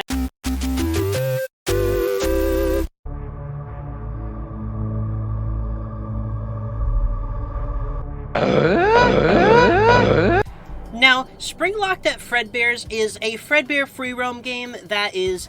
It's like, okay, Game Jolt has a Fredbear free roam epidemic, okay? People love making free roam FNAF games, and they always pick Fredbear's as the setting. I don't know why, it's a really small building, so it doesn't really work that well, but there are hundreds of these games. And I think Spring Locked at Fredbear's is a very baseline, this is what you can expect from these types of things. And the whole Fredbear free roam epidemic actually started with a Fanverse developer, but I'll get into that after we talk about this game. Now, Spring Locked at Fredbear's is a little bit hilarious, to be honest. Like, you're in a big FNAF pizzeria, there's a bunch of animatronics doing Mix-a-Mo animations running at you. There's no defined goal, you have no idea what you're doing. The UI is as vague as possible. It says Foxy's attention, music box, and endless time. Foxy's attention seems to just be a thing that starts at 100 and then slowly lowers until Foxy kills you, and I have no idea how to prevent it. The music box just doesn't work. Like, I found it in the pizzeria, but it doesn't do anything. And I think endless time is pretty self-explanatory.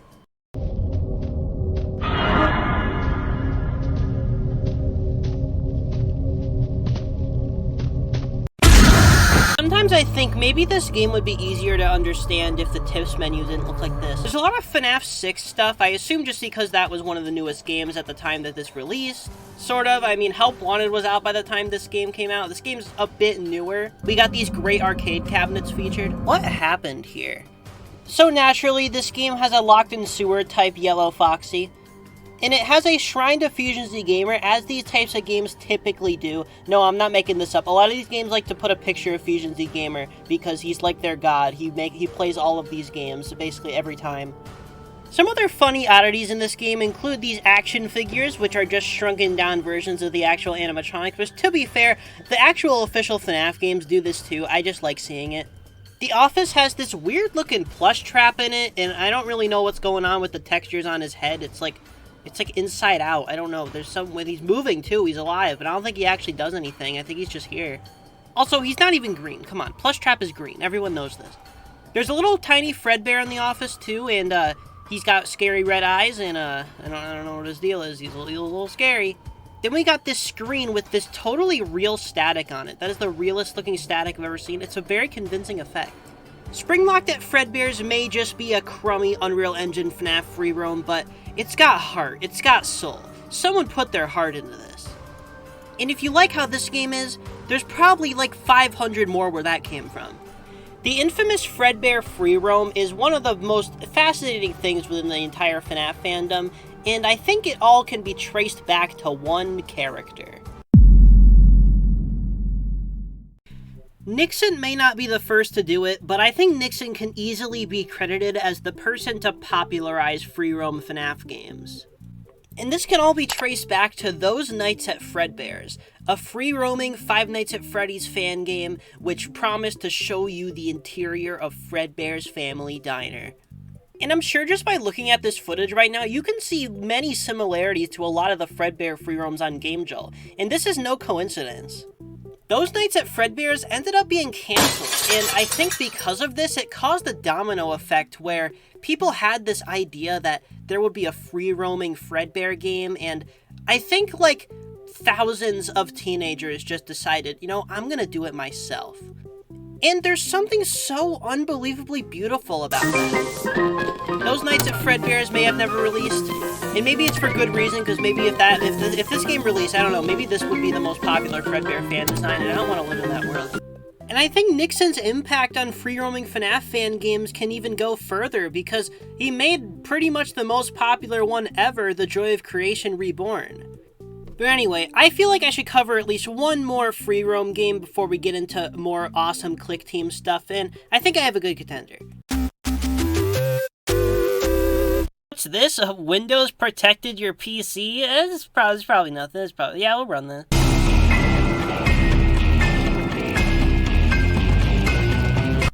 Hey guys, welcome back to my Let's Play. So basically today we're gonna be playing, alright, let's see here. It looks pretty scary, I'll have to say. Pretty dark in here, huh? Wonder what's gonna show up.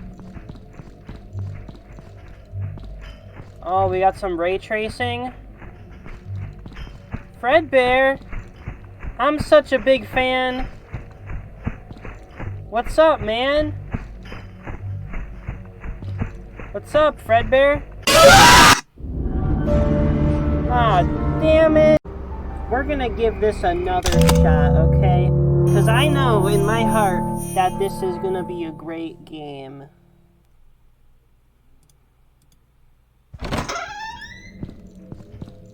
Oh, what's this? Got Fredbear and Spring Bonnie? Damn. They really went all out for this one. We got this room over here. Got some nice balloons.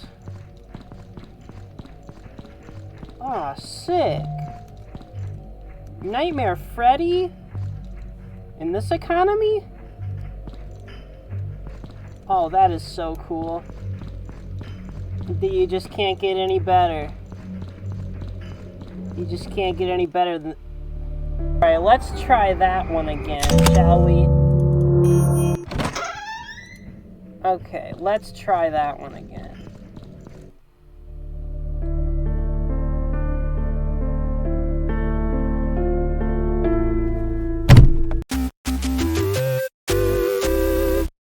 The legend goes that 10 years ago on Reddit, a FNAF fan decided to take this image of Nightmare Fredbear and convert it back into a regular Fredbear. The edit in question looked like this. The edit quickly gained notoriety for how hilarious he looked. Nothing before and nothing after has managed to capture the unparalleled aura of this image. This truly was the FNAF edit of all time, and it was named Breadbear due to his fat appearance.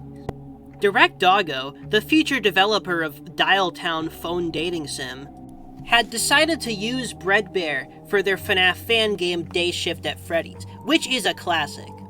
And I felt like this video would be impossible to make without mentioning Breadbear, although, honestly, I feel like Day Shift at Freddy's itself could be its own video, so I'll save that whole discussion for another day, but I will show some great footage. One of the most iconic aspects of the Day Shift at Freddy's series, well, I don't know if it's one of the most, but the Breadbear arcade machines are a pretty great part. In the Breadbear arcade machines, you play a Space Invaders clone where various FNAF animatronic heads will attack you, the purple guy. And at the end of each level, an evil Breadbear will show up, and it's his giant head, and it's very, very terrifying.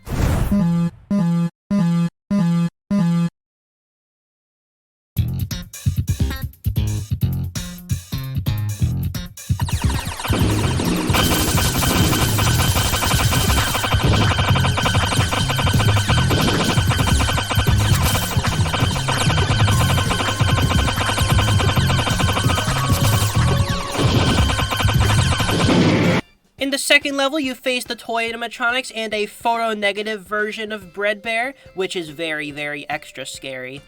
Then the last level, it's Springtrap for some reason. You're not Bread Bear, who are you? But just kidding, that's not actually the last level. The actual last level has you shooting a bunch of Shiba Inus, so yeah. There's a thing in the game where you can review kids' drawings to be put up on the walls, and there is a Bread Bear drawing you can find there. But obviously, the biggest Bread Bear impact on this game, and honestly the whole series, is the ending of the original game, specifically the bad ending, which features Bread Bear viciously attacking the pizzeria. What was that? Is that a lion? I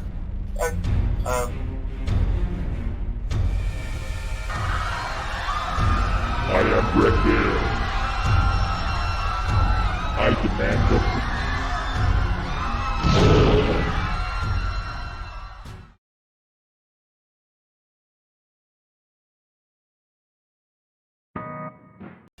Now I don't really want to get too much deeper into Day Shift at Freddy's stuff, since I kind of want to make a Day Shift at Freddy's video eventually, but I'll mention some stuff about the second game. You know, he's got a brother in the second game, I think. He lives in the ball pit. There's also another Bread Bear arcade machine in the second game. Oh, and the Spring Freddy and Spring Bonnie suits are actually taken from those nights at Fredbear's, so that's funny.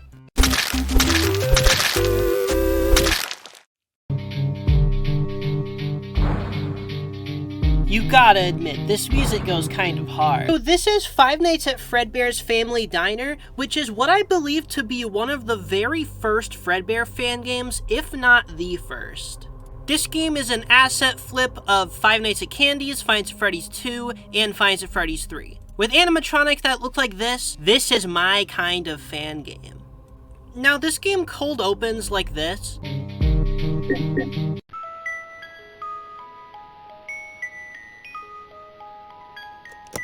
Honestly, the pay is pretty good. Like, if I'd work here for a week for $1,400.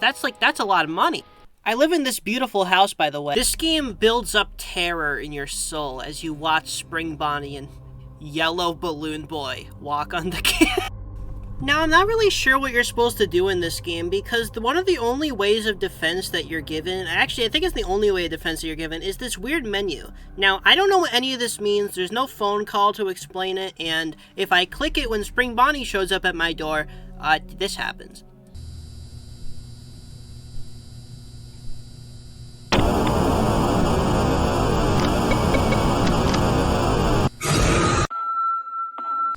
Oh, silly me, I used the BB jammer instead of the corrupt signal button to get rid of Spring Bonnie. And you're supposed to use the corrupt signal button to get rid of Fredbear and Spring Bonnie, so my bad. Speaking of Fredbear, Fredbear shows up in the second night, and that's when he knows stuff is getting real.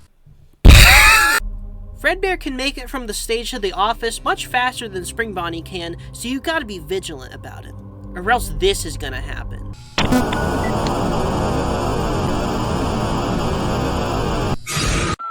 That music box I've been winding up like a million times? Well, if that runs out, oh, you're screwed.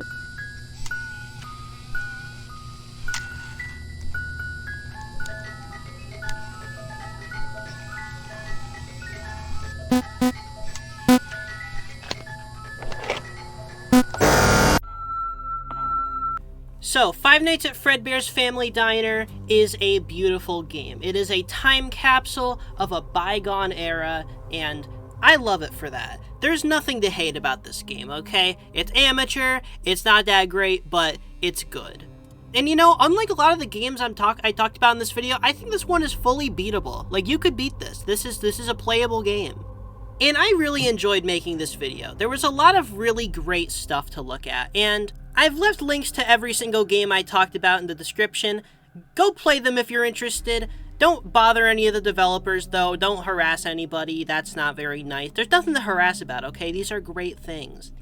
And I had fun, so if you guys liked it, maybe I'll do a part 2 and talk about even more Fredbear Game Jolt games. But for now, I'll see you guys in the next video. Once upon a time, genius inventors William Afton and Henry Emily opened a pizzeria called Fredbear's Family Diner. In this pizzeria, there were two animatronics, Fredbear and Spring Bonnie. And everything was fine until one fateful day, when William Afton went outside the pizzeria. He drove up in his car, and, against all odds, he added Yellow Foxy. So, last video I talked about a bunch of old, crusty Fredbear fan games, and in this video I want to talk about some ones that are more modern. And by modern I mean like, some of these are like 7 years old, but you know. So I want to talk about fan games that'll stand toe-to-toe in quality with Scott Cawthon's own products. But I figured I'd get a fan game to sort of ease into things, a good middle ground. So I'm going to talk about Five Nights at Fredbear's Family Diner 2 Remastered. What? This is such an interesting fan game because, on one end, this is so polished and nicely done, like technical-wise, but then when you look at the game, I mean, look at it. This is quite possibly the hardest game to look at that I've ever played. Like, I'm gonna try to be scarce about the footage. I might slow the footage down, to be honest, just because there is so much flashing and flickering. Like, this is probably the most annoying camera static I've ever had to deal with in a FNAF game. This is atrocious. If you're sensitive to flashing lights or anything, do not play this game. Just don't. Now, I should probably mention, I could not find the original version of this game. I'm actually playing a remastered, like, recoded version of it, which is why it has this weird clash of the really polished Click Team FNAF gameplay with some questionable visuals. What would you do if this happened to you? Now, I would very much prefer to play the original version of the game, since I think that would be much more, you know, proper, but all I could find was a Game Jolt page where this is the only comment, so I'm just not going to touch that. This game would be so much more enjoyable without the flickering, because I think the gameplay loop of this is actually pretty alright. Toy Fredbear, classic character. He walks down the pizzeria very quickly, and he shows up at your door, and you hold your flashlight on him, and he goes away. Toy Spring Bonnie and Withered Spring Bonnie just come down the hallway and they will just stand in your office and you need to put on your Freddy mask. And then Fredbear comes to your office and you need to put on your Freddy mask. And there's also a music box that drains very, very quickly, so this game definitely, you can't take your eyes off of it. It is a bit of a boring gameplay loop, but I think it's perfectly fine. And everything functions as intended. Also, this Toy Spring Bonnie design is so funny to me because, like, let's just take a picture of Toy Bonnie. Let me hue shift it, and there we go, we did it. They literally just hue shifted him. Like, you can't make this up. Okay, Golden Fredbear, Toy Freddy, whatever you want to call him, he's pretty sick, though. And this game has a bunch of classic characters. I mean, look at Spring Bonnie. I think the best way to describe this game, like, in terms of, like, aesthetics and gameplay combined, it's like if you were playing the original Mario Bros. And it looked like this, but the controls were like Super Mario Bros. Wonder. Honestly, there's not much to say about this game that I didn't say about the first game. I just think this remake existing is funny. So let's move on to an interesting little title. So in the last video, I talked about this game, Fredbear and Friends Out of the Machine, and, you know, just in case you didn't know, I didn't think that game was very good. But I also mentioned that the creator of that game made some other FNAF fan games that I remember being much better, which included Fredbear's Fright and Fredbear and Friends Left to Rot. I'm going to start with Fredbear's Fright, but I will talk about both of them in this video. Fredbear's Fright, I like this game a lot. This is I don't even know how this is made by the same person.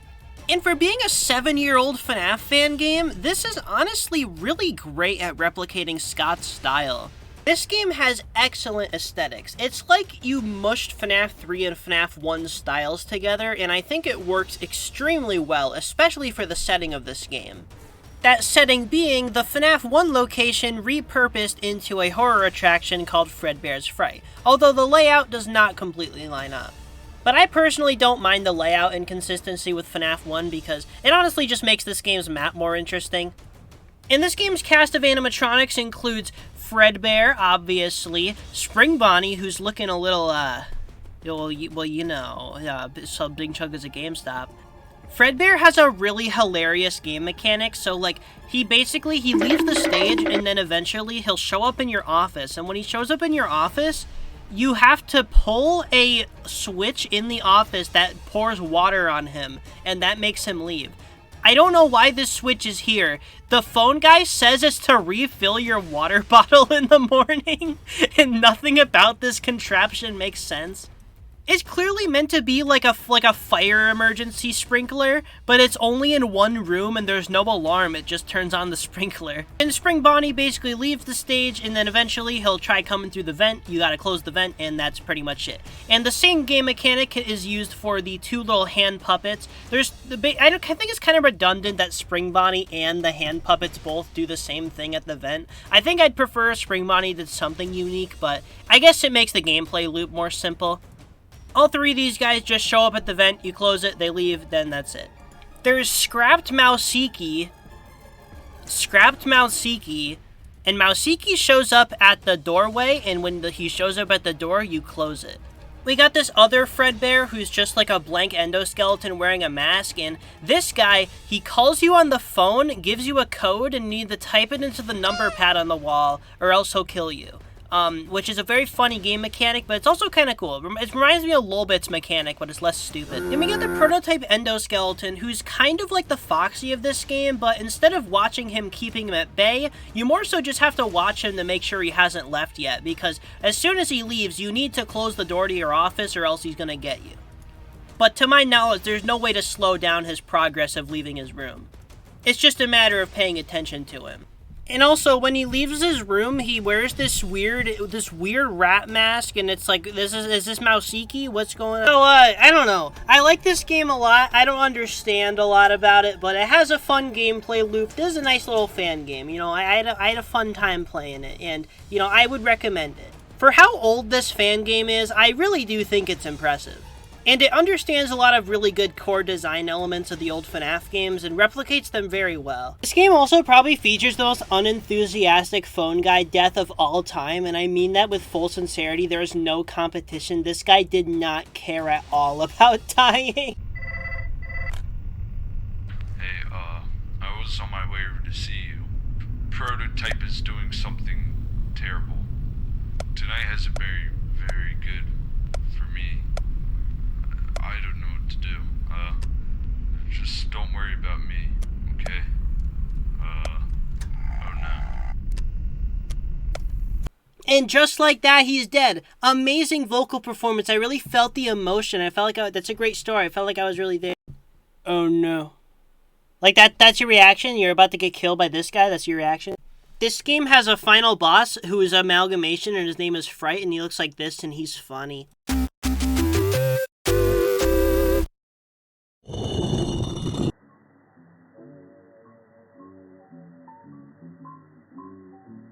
Welcome to the Fredbear's Family Diner, rebranding concept for all chain locations. I like how the voiceover here is clearly the exact same guy from Fredbear's Fright, but it's like 30 years earlier, so like this guy is just like really old, but he still sounds 19. Easily the most iconic part of this whole game is this opening. This is such a good way to open the game. The taped up Fredbear mouth is such an iconic visual. I think everybody's seen that at this point. Like, if you're any bit into fan games, you've probably seen this. And when I was younger, I didn't really think about this opening that much, but I'm really just like, I'm trying to think about this concept it portrays, that Fredbear and Spring Bonnie were retrofitted into Freddy and Bonnie. But it doesn't really make any sense in the way this is portrayed, because you see in the tape, they just replaced the endoskeleton outright, but they still act like you're replacing the same animatronic when you're really not. Like, I guess it implies the legs are the same, but like, why is that a thing? If you're gonna make a new endoskeleton, why not just replace the legs on top of that? Like, they're basically different animatronics, and retrofitting Fredbears into Freddy's makes even less sense because they add new characters in Freddy's. Freddy's has 2 more animatronics, and this is addressed by this scene. Place Bonnie's head over the new endoskeleton head. Okay then, now all that's left to do is to place the characters in their proper locations. Building updates and stage props will be covered in a future tape. Place Chica to Freddy's right. And that's it. They just put Chica there. I don't know, like, where'd she come from? Was she retrofitted for something? No. But if they can just, I don't know. Like, the endoskeletons, the other ones are already basically entirely new, and their suits are entirely new. You're not really retrofitting the animatronics. You're just like, if you take apart a car and replace every single part of it, it's not the same car anymore. Here's an epic tutorial how to turn your Freddy action figure into a Bonnie action figure. First, you take Freddy, Replace Freddy's limbs with the epic Bonnie limbs. Then replace the torso and head with the Bonnie torso and head. Like and subscribe for more tutorials. Sorry, I don't know why I felt so passionate about that topic. Let's move on to talking about the actual game. Welcome to the interactive control tape for Fazbear Entertainment Animatronics. Hi there, I'm Freddy, and I'm ready for us to go on an awesome adventure. So Fredbear and Friends Left to Rot goes in a completely different direction than Fredbear's Fright in the sense that it pretty much just gives you a different FNAF scenario to play every night rather than just being a basic FNAF game like Fredbear's Fright was. So basically one of them's more similar to FNAF 1 through 4, the other one's more similar to Sister Location. And I think Fredbear and Friends Left to Rot does the Sister Location style gameplay formula pretty well. Aside from a few very annoying design decisions that really bothers me, but who cares about that, okay? This game has a new voice actor, listen. The animatronics in there act as security. So if any wander into your office, hide underneath the desk. Now since they that's shouldn't be able to revolutionary detect for you. this series, let's be honest. Isn't that annoying design decision? So, this game every single night seems to throw some kind of mechanic at you that you had literally no way of knowing. So the game is basically designed for you to die to the enemy pretty much immediately whenever you try the night, and then you have to go to the main menu and look at the tips menu to find out what you were supposed to do in that situation, rather than explaining it in the night itself. It doesn't ruin the game, but it's very, very annoying to me. Like, I don't know why you would design the game like this. The only thing I could think of is to make sure everybody sees the jump scares every time, but I don't know, just use the extras menu for that. But there is an extras menu in this game, but there's no, like, jump scares option on it, which is kind of baffling to me, to be honest. But this first night is pretty neat. Basically, you're in the office at Fredbear's, and Fredbear and Spring Bonnie are on the move, as well as the prototype endoskeleton, and basically all you have to do is make sure the endoskeleton doesn't go down the hallway, make sure you flash your light on him on your camera, and then also, when Fredbear or Spring Bonnie reach your office, you need to duck under your desk. But the twist here is that you're actually actively trying to disable your security systems, and when you're trying to do this, you obviously, the further you get into the night, the less you can actually see of where the animatronics are. So it's pretty cool in that way. I don't think this gameplay could work for a full 5 nights, but as a little one-night thing, I think this works really well. A FNAF gameplay situation where you're trying to turn off your equipment is pretty creative. This is kind of like a better version of the breaker room in Sister Location, because in that, you're trying to turn off the systems in the facility or whatever, but they don't really mean anything to you. It's just a thing you have to do while Funtime Freddy's in the background. In this scenario, turning off the things actively makes you have less visibility of your threat. Also, this game's visuals are just really good. Like, this really makes you feel like you're there in like a scary, dark pizzeria, because I think the camera system is very authentic looking. It's definitely the most realistic camera system I've seen in any of these games. The 3D click team effects in this game are excellently done, and I think all the animatronic designs in this game are pretty cool. I think the second night of this game sucks. So the second night of this game is very boring and lame in my opinion. So you're in this warehouse, right? One side of the warehouse is a door that you have to hold down this button on to charge up the door so you can leave. You're trying to charge up an electric security door so you can open it and leave. Makes sense. But on the other side of the room, there's this curtain with this clown guy named Max inside of it. And every time Max comes out of his curtain, you have to press a button to close his curtain so he doesn't get you.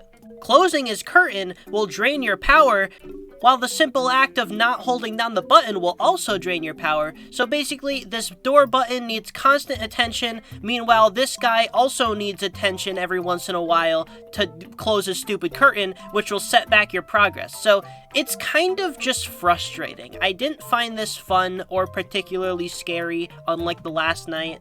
This was definitely pretty lame and I don't like it.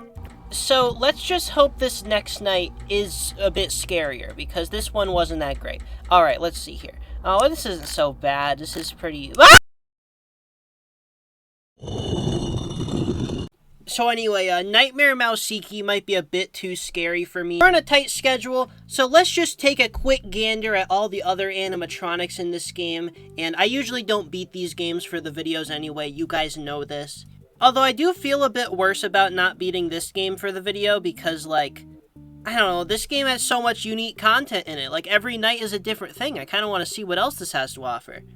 Maybe someday I'll make Fredbear and Friends Left to Rot Part 2 review? What? I at least want to pay some credit to the awesome animatronic designs for the rest of this game, so let's take a look at them. Nightmare Mouseki. Like I said, he's a bit too scary for me. Then we got Nightmare Mouseki's partner in crime. Oh.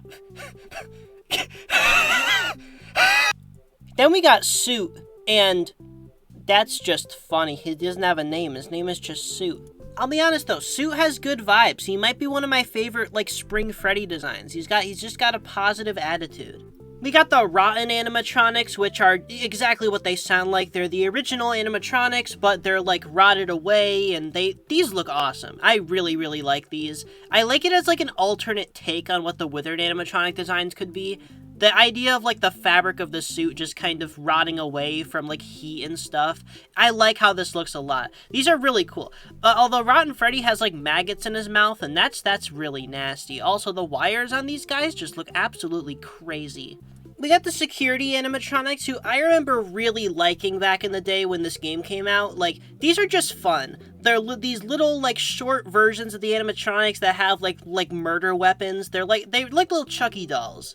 Now, sadly, there's only 3 of them. We got Security Freddy, who has a knife, just a regular old knife. I like how their faces look. They're very creepy. We got Security Bonnie, who has very angry eyebrows for some reason, and he carries an axe, which is badass. And then, obviously, the last one is going to be Security Fredbear, because it's Fredbear and Friends, and he has a chainsaw, like Vigilante. This next fan game is called Five Nights at Freddy's The Beginnings, and you may recognize the person who made it. It was made by Andrew John 100, and if you don't know who Andrew John 100 is, you need to be educated. Andrew John is the greatest man I've ever seen. Andrew John has a perfect soul, and you have a soul of dirt! Basically, Andrew John makes some of the most charming FNAF SFM videos I've ever seen, in my opinion, as well as being the undefeated greatest FNAF Plus channel. So when I was told in the comment section of my last video that Andrew John made FNAF fan games, I was like, okay, I gotta check this out. And this one was perfect for the theme of the video. I just want to put a side note in here because I'm stupid and I don't know what I'm doing when I make videos. I don't think you guys realize this. I have no idea what I'm doing. So I just need to ask you guys a question. So how come when I record old Click Team games sometimes it records and it's like really tiny in the corner of the screen like this? Why is OBS doing this? Can someone let me know? Anyway, let's actually talk about the game. I'll just zoom in the footage. Oh, that is crusty. But this title screen music is kind of fire. The game opens with a newspaper as legally obligated and...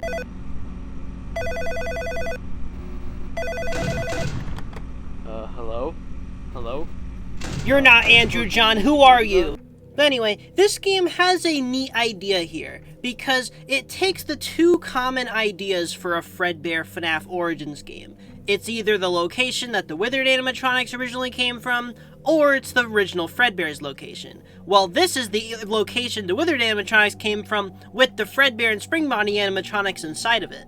So you really get the best of both worlds, and I think it's a smart way to approach this idea. Also, I appreciate how this is a fan game that puts a lore-accurate Fredbear model in it, since most fan games tend to redesign Fredbear since many people find his Ultimate Custom Night design boring, and I get that, but respecting canon is cool sometimes too. Scott Cawthon clearly intends for Fredbear to be a slightly altered Golden Freddy. He created Fredbear. I feel like he has the authority here. That is the correct answer, as much as people on Twitter would like to tell you otherwise. That is objectively correct, even if you don't like it. But anyway, I'd say this is a pretty by-the-books FNAF fan game. There's nothing really that bad about it, but there's also nothing really too interesting about it, but I don't really want to mean that as a bad thing. There's nothing bad about making something tried and true. Although I keep dying to Spring Bonnie, and I don't know why. Like, I feel like I'm getting under the desk fast enough, but he always manages to kill me.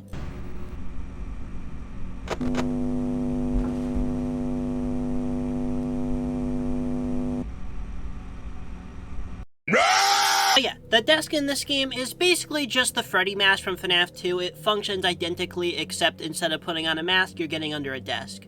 Some animatronics will come to the vent doors. When they show up at the vent, you close it. Pretty simple. You have power, you have to keep an eye on Foxy. This is pretty damn standard stuff, but it's not bad. Everything seems to function as intended, although I do think the time for how long you have to get under the desk is a bit too strict.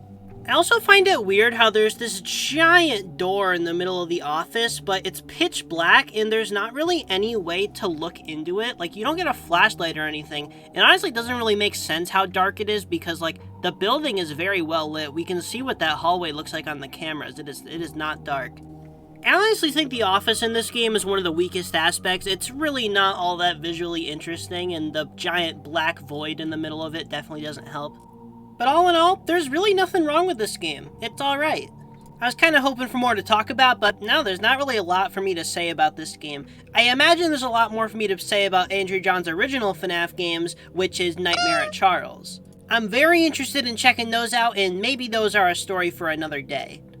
I wish I could spend more time with this game, but there's really not much else to cover, so yeah, it's pretty alright. Now moving on.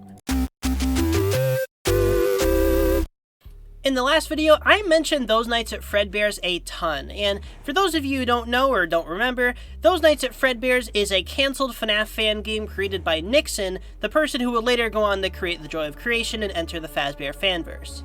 Now, prior to Those Nights at Fredbear's cancellation, it had gotten a ton of traction online. People were very excited for this ambitious free-roam FNAF prequel.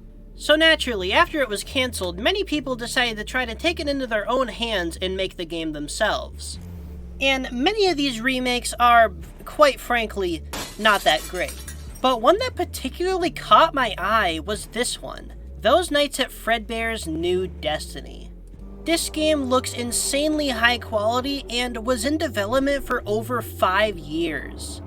And 5 years of development for a small fan project is always so cool to see, and I just had to check this game out.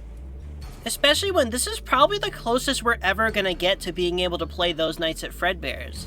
So without further ado, let's get into this game. The first thing that I would like to note about this remake is that they have replaced this iconic Fredbear model that Nixon made with this one. Now, this one is good, but this one is disgusting in a very specific way, and it's not quite Those Nights at Fredbear's without this. So if the developer of this version is watching, can you please upload a different version of the game that's the exact same thing, but you swap out the Fredbear model for this? Because I think that'd be pretty cool.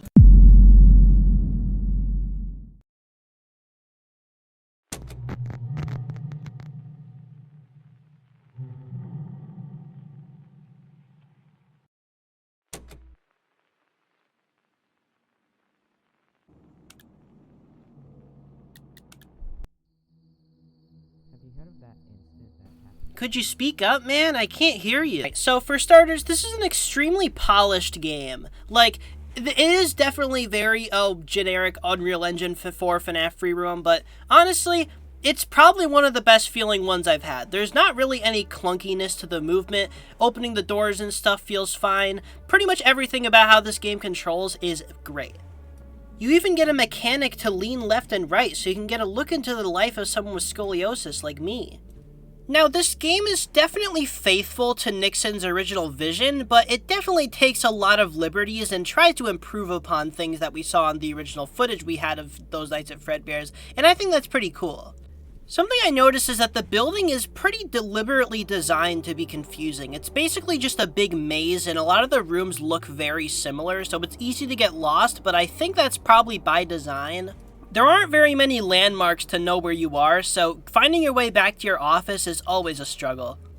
The main animatronics in the game are obviously Spring Freddy and Spring Bonnie with their original models, and these models are pretty alright, although I will say they do look pretty out of place next to the very modern updated Fredbear model that's featured in the game, and I already made my comment about the model change, but genuinely it is an improvement. An unbelievable improvement. If the original model is actually the worst thing ever made, I like it for that, but it is the worst thing ever made. I think it's mainly just this Fredbear has such high resolution textures and such a high poly count, and I think these models are kind of the opposite, even though I think all of the models are good. The game has a regular security office to set yourself up in with 2 doors on the sides, and I quite like the sound that they make. It's very light. Now that you're in the office, there are 2 large large metal doors that you can close in case there's any major threat inside the building. But this game is very easily cheesable. And what I mean by that is, you start out in your office, right? But you can just go out into the pizzeria.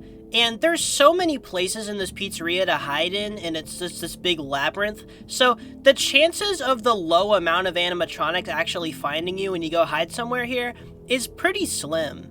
Like, for example, I got past the first night by going inside of the kitchen and then leaving the kitchen and going to fill the generator when it got too low, then going back into the kitchen, and I never ran into an animatronic. Oh yeah, that's a thing. The generator in this game is how you prevent Fredbear from getting up. If the power runs out, big ol' fat Fredbear is gonna get off his stage and run to you and kill you. And you can go into the generator room and refill the generator, and when you refill it, that just prevents him, basically. You can refill it as many times as you just need to actually go inside the room to do it. And as long as Freddy and Bonnie are out of your way, you're pretty much safe as far as I'm concerned. And I think this kind of says something about free roam FNAF games, where a simple survive the night formula doesn't really work as well in this format. Free roaming obviously has so many more variables than being trapped in one room, and it's very easy to just never run into an animatronic, so the workaround here is usually giving the player objectives that put them directly in the line of danger. Let's use FNAF Security Breach as an obvious example. The Pizzaplex is a giant map with infinite amounts of places you could go where an animatronic would literally never find you, which is why the game forces you into situations involving the animatronics in order to progress. I think the animatronic AI in Those Nights at Fredbear's is pretty great, and if it was applied to something with a bit more of an objective, I think it could be really great. But the first two nights of this game are very easily cheesed because I discovered in the generator room there's a blind spot where an animatronic can walk into the room then leave and not see you. So you can just sit here at the generator for the entire night, refill the generator when it gets too low, and then once it hits 6 a.m., you're not going to have a very hard time getting to the door since it's only a few rooms away. And then there, you're done. You can get out. So, first two nights of this game are literally the easiest thing if you sit in the corner of the generator room, so that's a bit of a shame.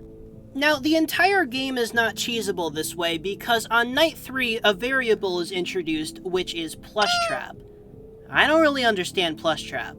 The phone guy tells me about Plush Trap's existence as soon as the night starts. I go and try to do my usual generator strategy, not thinking much of it, and then the little bastard runs into the room, breaks the generator, and then Fredbear kills me.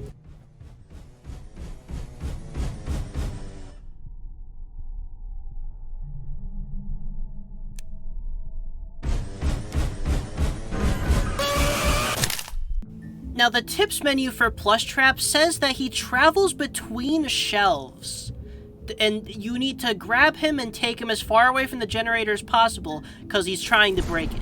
Now, I got a question, okay?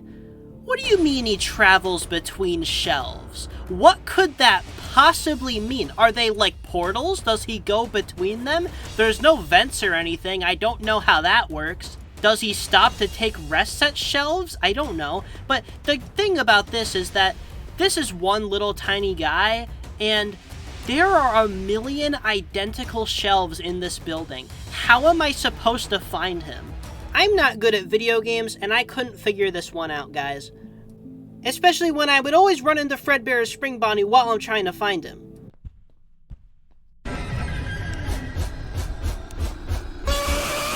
I guess the Plush Trap thing is kind of what I asked for. It is an objective, but I really don't think an objective like this works in a map that's this confusing. I think a better objective than Plush Trap to have during the night would probably be something like, I don't know, you gotta go around the building to specific rooms and you need to restock the shelves. Something simple like that. Just like something that'll keep you in a room for an extended period of time and then gives the animatronics time to make way to you, and then you gotta try to do all the shelves until you can leave. There's a shelf-related thing that involves all the shelves and isn't confusing, rather than a shelf-related objective where this guy is somewhere but you don't know where. This game basically takes place on a FNAF Backrooms level, and I think the map is my absolute biggest issue with the game. Visually, I think this game is great. The lighting and everything, and the textures and everything, this game looks very pretty, but The map is laid out in a very frustrating way, and too many rooms look way too similar to each other. I think the map design is definitely something that this should have strayed further away from Nixon's original game in terms of what it did. Because this map is indeed very faithful to how the map appeared in the original trailers that Nixon put out. It's just that I don't think it works very well in execution. This game looks very good, it has very good animatronic AI, everything seems to work as intended, it's just very unconventional. I think the gameplay loop here just isn't very fun, which is a shame. I'll give the game this, it is definitely scary, but my favorite kinds of horror games are ones that balance being scary with being engaging. This is a horrifying animatronic maze, but it's not really anything else. I did get very scared at multiple points playing this though. And, all things considered, I really don't think this game is that far off from what the actual gameplay of those Nights at Fredbear's would have ended up like. Even though I am being very critical of this game, there is still a lot to love here. Making a 3D FNAF game is such a difficult task as a game designer, especially when you're trying to incorporate aspects of FNAF's original game design. Like, this game is very dedicated to keeping original aspects of FNAF, like the doors and the cameras and the generator. But the doors are only in your office that you're not supposed to stay in, and so are the cameras. I don't know what the best way to make a free-roam FNAF game that keeps the core aspects of FNAF in it is, and I don't think anybody will ever figure it out, to be honest. With the two official free-roam FNAF games, there's Security Breach, which is basically just a stealth horror game with FNAF office segments in it sometimes. And then you got Secret of the Mimic, which is just a stealth horror game. I think Secret of the Mimic is a great game, and so does most of the FNAF community seemingly, but that game doesn't even attempt to give you any original FNAF gameplay elements. But who knows, maybe someday there'll be a genius out there who will create a free-roam FNAF game that seamlessly incorporates FNAF mechanics. Only time will tell. GameJolt has gotta be one of the most beautiful websites on the internet. It's like DeviantArt, but every image like this that you see has a corresponding exe file. Obviously, one of the most well-known things on GameJolt is their wide assortment of Five Nights at Freddy's fan games, uploaded by anybody from the range of 6 years old to 40. And not every game gets the attention it deserves. Sometimes games on GameJolt will just sit there, and just stay there, for years, decade.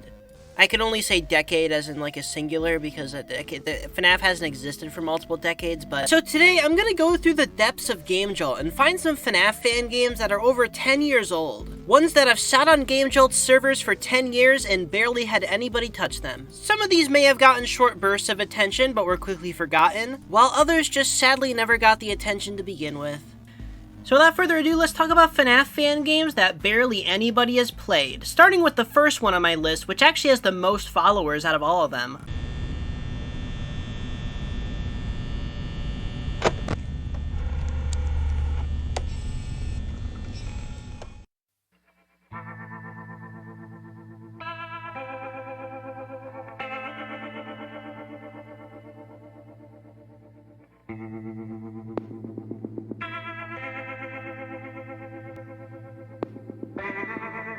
$4,000 GameJolt followers.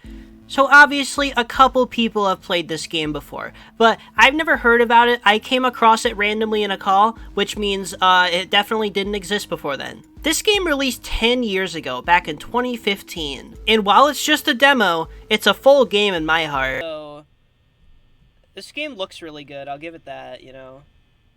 I have Loser Baby playing in my ears while I'm watching this. Things look bad and your back's against the wall. So the best way I can describe this game is that it's a free roam FNAF game where you can get into cars and you can terrorize civilians, and that's kind of the idea, although it's like, this game might be a little bit unfinished.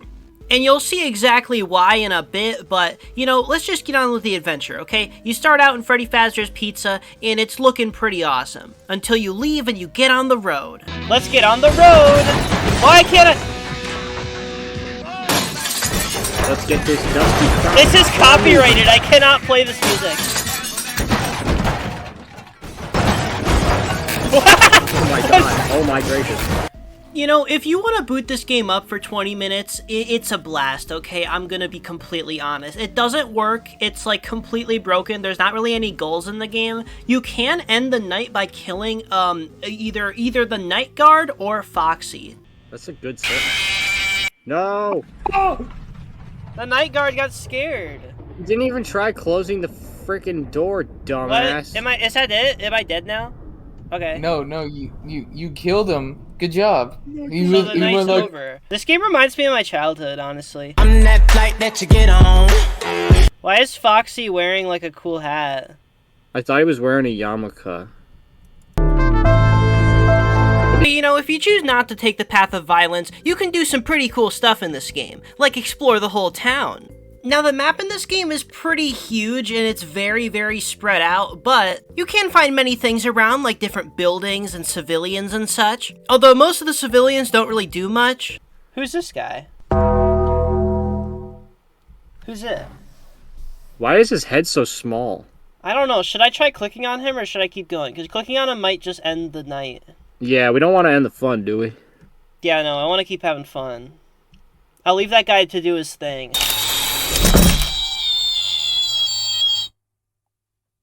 Well, I suck at this game. I got jump scared. And then at some points, I met some unexpected friends. You know, unexpected old friends. You know, Freddy's gonna meet his greatest rival in this game. Is that Chuck E. Cheese's? Coming soon. They're building a Chuck E. Cheese's in my town? What the hell? Dude, is this Chuck E. Cheese Adventure World? Dude, they got AI in there. I don't like AI. We gotta stop that.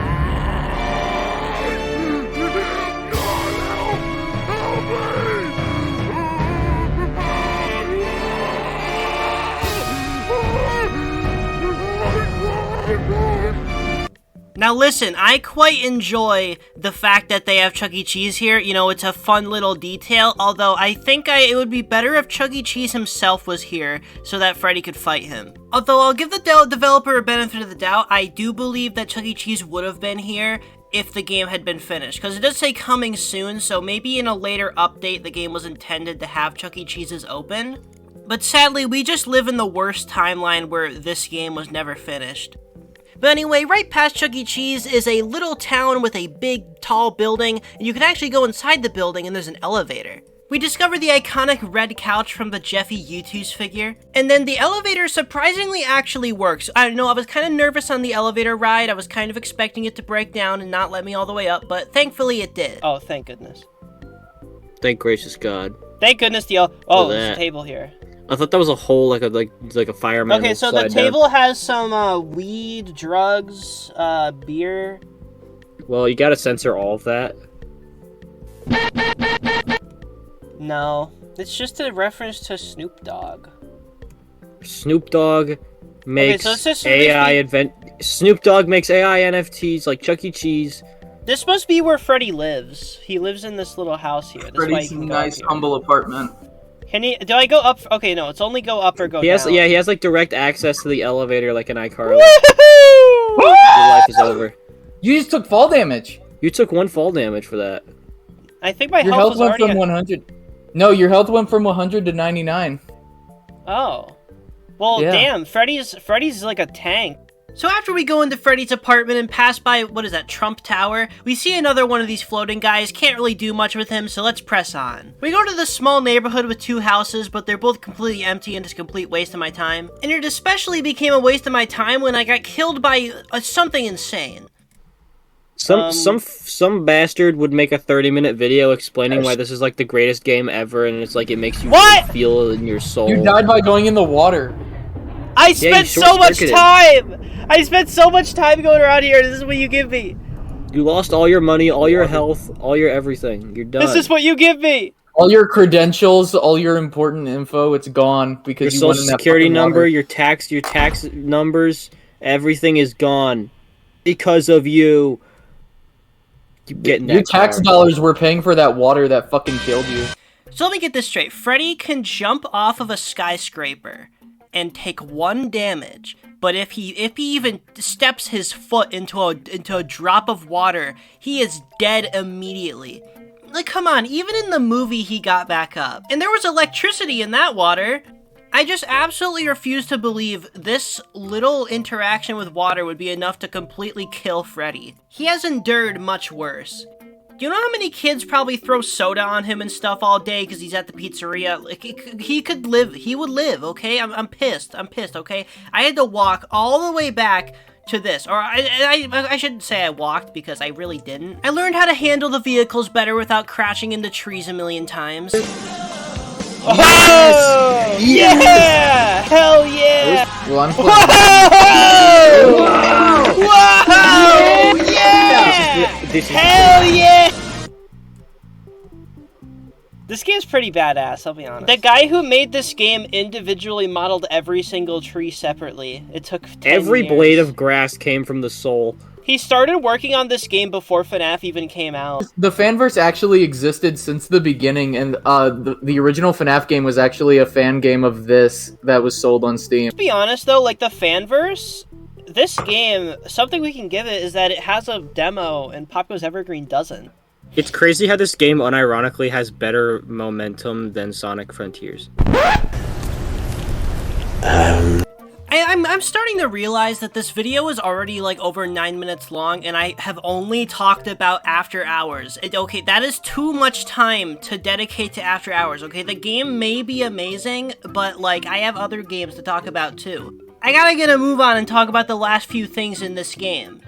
We come across Marionette's Marinated Masterpieces, a Freddy Fazbear spin-off location ran by the Marionette, where they make fried chicken in the style of Fredbear's Family Diner. What the hell? Wait, the graffiti. That's the graffiti that was on the wall behind Daft Pino while he was outside the convenience store waiting for an Uber. What the hell up? I'm gonna leave this reference in because it was really funny to me, but I don't think a single person watching this video is gonna understand what the hell that means. Holy shit, who's this? Whoa! There's people! Wait, there's two people here. I came across a drug dealer, but I don't have any money because this game didn't have anything programmed for me to get money from, so yeah, I guess can't do any of this mechanic. Not that you should, okay? Drugs are bad. Now, sadly, you cannot enter Marionette's Marinated Masterpieces as there is no door, but you can enter the building behind it, which is unlabeled, but it's clearly a bar of some kind, with a stage for Freddy to sing. And a mysterious worker at the desk who disappears when you tilt your camera the wrong way. Sing a song for 15,000 hours, you get $5. Bear that is brown with teeth covered in. Then we finally encounter the first moving human NPCs in this entire game, and we can kill them, and they give us nothing. You get money if you kill these people? Well, we don't want to test it, because it might end it. I mean, you he didn't died. get no money. What about this guy? Can I kill this floating guy? You're playing with God. I can. Browse store. There's okay, nothing. I'm doing it! I'm doing it! Holy shit. Fucking yeah! Okay, good game, 10 out of 10. I rate it very highly. Go play it. Now let's move on. Hey, did you know the last 10 minutes of footage you just saw were actually seen early by patrons? If you join my Patreon for only $2, you can gain access to secret behind-the-scenes content, early video previews, and other stuff. If you want to help support the channel, any and all support on there means everything. Videos are very expensive, and I figured this would be a good alternative to sponsorships since I've had a lot of trouble trying to get those in general. So if you want to help keep the channel afloat, please consider joining. Okay, back to the video. So the next game on my list has a whopping 2,000 less followers than the previous one, and the follower counts only get lower from there. And it's called 5 Golden Nights at Freddy's. And it seems like what it's kind of going for is like, okay, what if FNAF 3 didn't have cameras and the phantoms were real? That's basically what this is. It was released in 2015, over 10 years ago, and honestly, the first night is a little bit of a slow burn. I was a little skeptical on the game's concept, but trust me, on night 2, I was all for it. And this is one of those fan games where it's mostly cobbled together from existing Scott Cawthon assets, but that's kind of the appeal. I'm pretty sure Phantom Freddy in this game is actually supposed to be Fredbear, and Springtrap is literally the fastest character in all of fiction. Job here at Golden Freddy's. pretty nice. But it's pretty empty right now. We've been buying a bunch of stuff from eBay and auctions and stuff. Wait, put the mask on, put the mask on! Put the mask on right the fuck now! Now! Now! He's not even here yet. What was What was that transition? That was nothing! What was that? Hey man, look. They're Ah, finally what's he doing? Wait, shh. But... Right. He's gonna come back around. He's gonna come back around. It's gonna be the scariest shit I've ever seen. They look pretty old. Oh shit! Oh shit! Don't they? Oh, okay. There you go. Wait, put it back on! Put it back on! Put the mask on! Yeah. Right. Where is it? So as you can see, once I got to night 2, I realized that the game is actually very good. With the smoothest night transition that I've ever seen. And it also uses its mechanic of not having cameras pretty well. They're like the stupid detector squares on the FNAF 6 map if they actually worked. And it's basically just a matter of paying attention to the map and making sure you're aware when a character is about to enter your room. Especially Springtrap, since he goes to the room extremely quickly. But as we progress past night 2, it actually flips the gameplay on its head a bit and really messes with your perception of what you thought the gameplay was like. The intelligence of this game design is truly something remarkable. I take back everything I said about this game. I take back everything. Chaz, get the here. Get the here. What? Out there. You're not gonna believe this. When he comes into the room, you're not gonna believe it. Okay. Okay, I'm not gonna believe it. Okay. He's probably gonna come. He's probably coming around. I didn't even get to see it. It's Oh yeah! so Look! fast. Who was that? Who was that? Who was that? Oh, he's If going I back. ever saw that thing in my house, I'd step on it until it was a small brown stain. Incentivizing me from. Why do I not leave the mask on the entire night? Because you have to wind the bitch box. Oh shit! Realize that's a set fucking pattern that they have. Sorry, I got really scared. This is a set pattern. What was that? Oh, puppet! Okay, so I noticed spring. Oh, yep, here we go.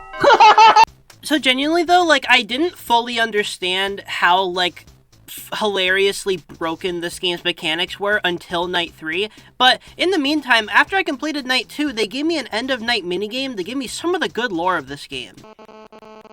Wait, minigame. I like how Springtrap runs by your room in real time. Hey, this is like real time right here. Look, I'm moving and immediately stole in this. In the real time. Aaron!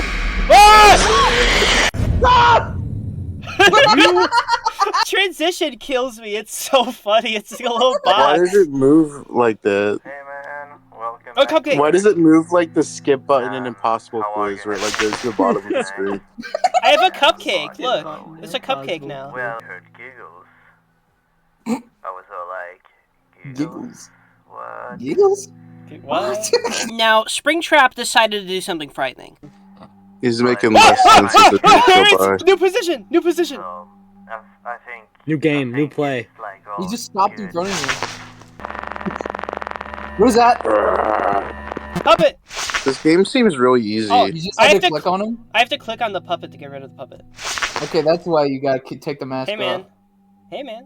So yeah, this game introduces a new mechanic on night 3, actually multiple new mechanics. The new mechanics include the puppet, who will show up in the corner of your office and you have to click the puppet, and Springtrap now can stop in the middle of your office. And what this means is that this entire time when Springtrap was running by the office, he was not actually able to kill you. He can only kill you if you have the mask off and he's stopped. So yes, that does mean the entire first 2 nights of this game, you can sit there and do absolutely nothing. Springtrap running by the office was completely harmless. Which honestly just makes it even funnier, because what is he doing? What's up? If he just like, you can just see when he shows up all the time. This seems really easy. Oh, this game's got a high skill tree. It's easy to understand, hard to master type gameplay. Yeah, This game's high risk, high reward. It's fucking Ubisoft skill tree. Oh man, Hello. I forgot to mention Phantom Balloon Boy. He's also a character. His mechanic is the same as the puppet, except you have to click him more time. Can you look up? Hello. He's coming. Can you play the GTA FNAF mod, GTA FNAF game on Game Jolt? Well, potentially. Oh yeah. Springtrap. I am Freddy. Freddy. One of the Knights of Ren. One of my employees have gone haywire. His name is Black Griffin. If he runs by, like, was he even gonna kill you? There's no cameras because there's no cameras because. Hi, Balloon Boy. Let's see what happens. Anyway. What? Does he not kill you? He So went, you're like, telling 2 me nights without stopping. he? Okay, no, he didn't stop until the 3rd night. Are you telling me he just can't kill me? Kill When me. he peeks the corner.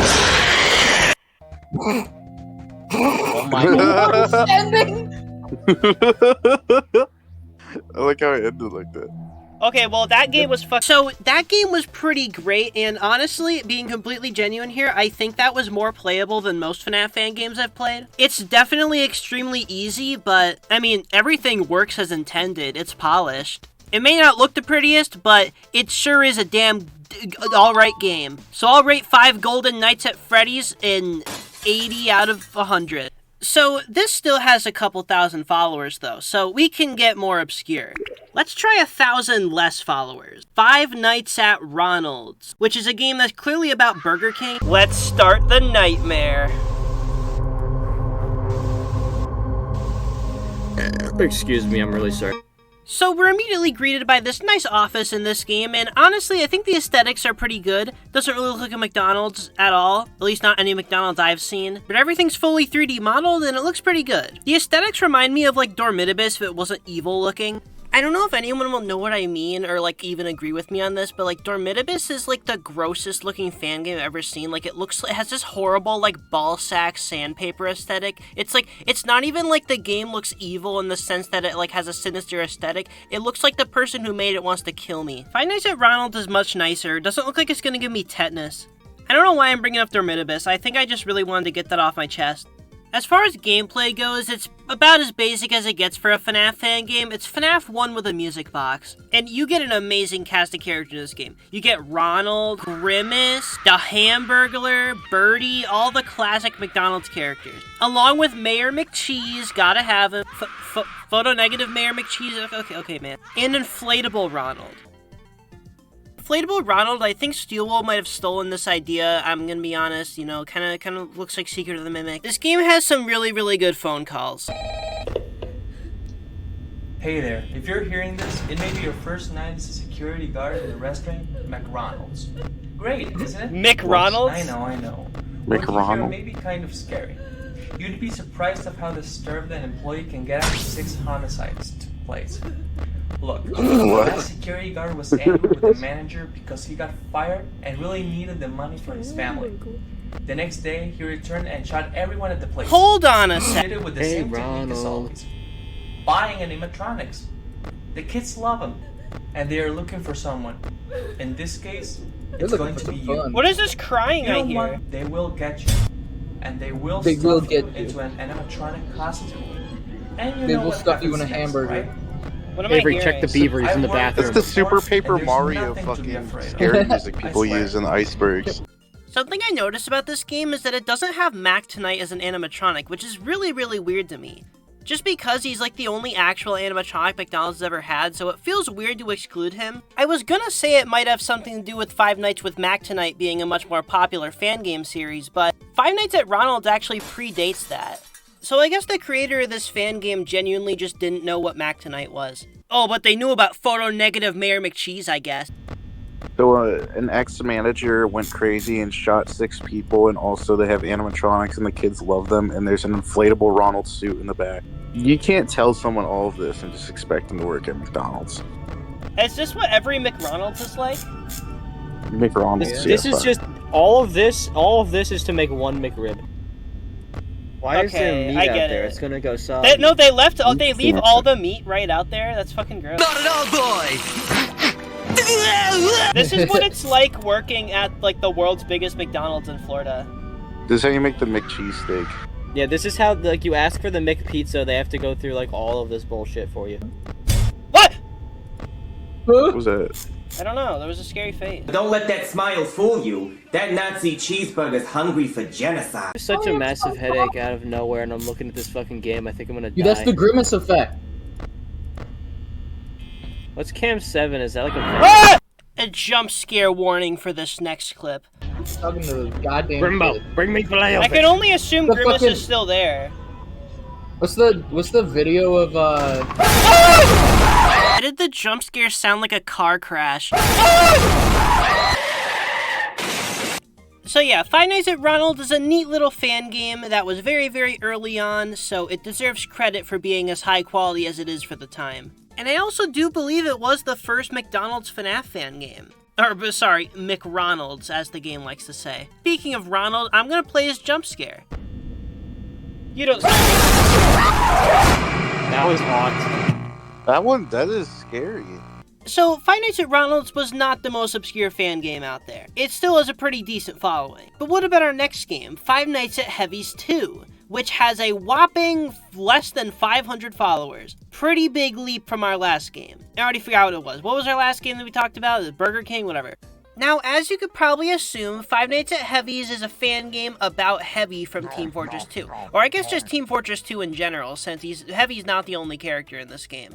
Now, as you guys know, I'm a very big Source Engine fan. I can't stop myself from making Garry's Mod videos. But the only Valve game franchise I've actually invested myself in is Half-Life. I think the last time I played TF2 was actually in like 2016, which is fine because that's only a year after this game came out. Now, I know what you're all thinking. Why Five Nights at Heavy's 2? Well, to be brutally honest with you, when I was scrolling through GameJolt looking for games for this video, I was looking for the best stuff to play, and I figured whatever the GameJolt recommended me right after I clicked on Five Nights at Ronald's would be gold, so I clicked on Five Nights at Heavy's 2. That's what GameJolt was showing me. The first Five Nights at Heavy's game actually has more followers than the second one, so we don't want anything to do with that. And the third one is just a demo, which does actually have less followers than both, but I figured I should play a completed game, even though I'm not going to finish it. And being a demo clearly doesn't matter, because I spent 10 minutes talking about a demo earlier. You know what, who cares? Five Nights at Heavy's 2, it's gotta be better than the first, and the third one was never finished, so this has gotta be the definitive one to play. Hey guys, so if you're wondering why I suddenly sound maybe a bit more nasally or something, it's because I'm sick right now. I'm just kind of power through and record anyway, because I want to get this damn video done. So anyway, this game sucks.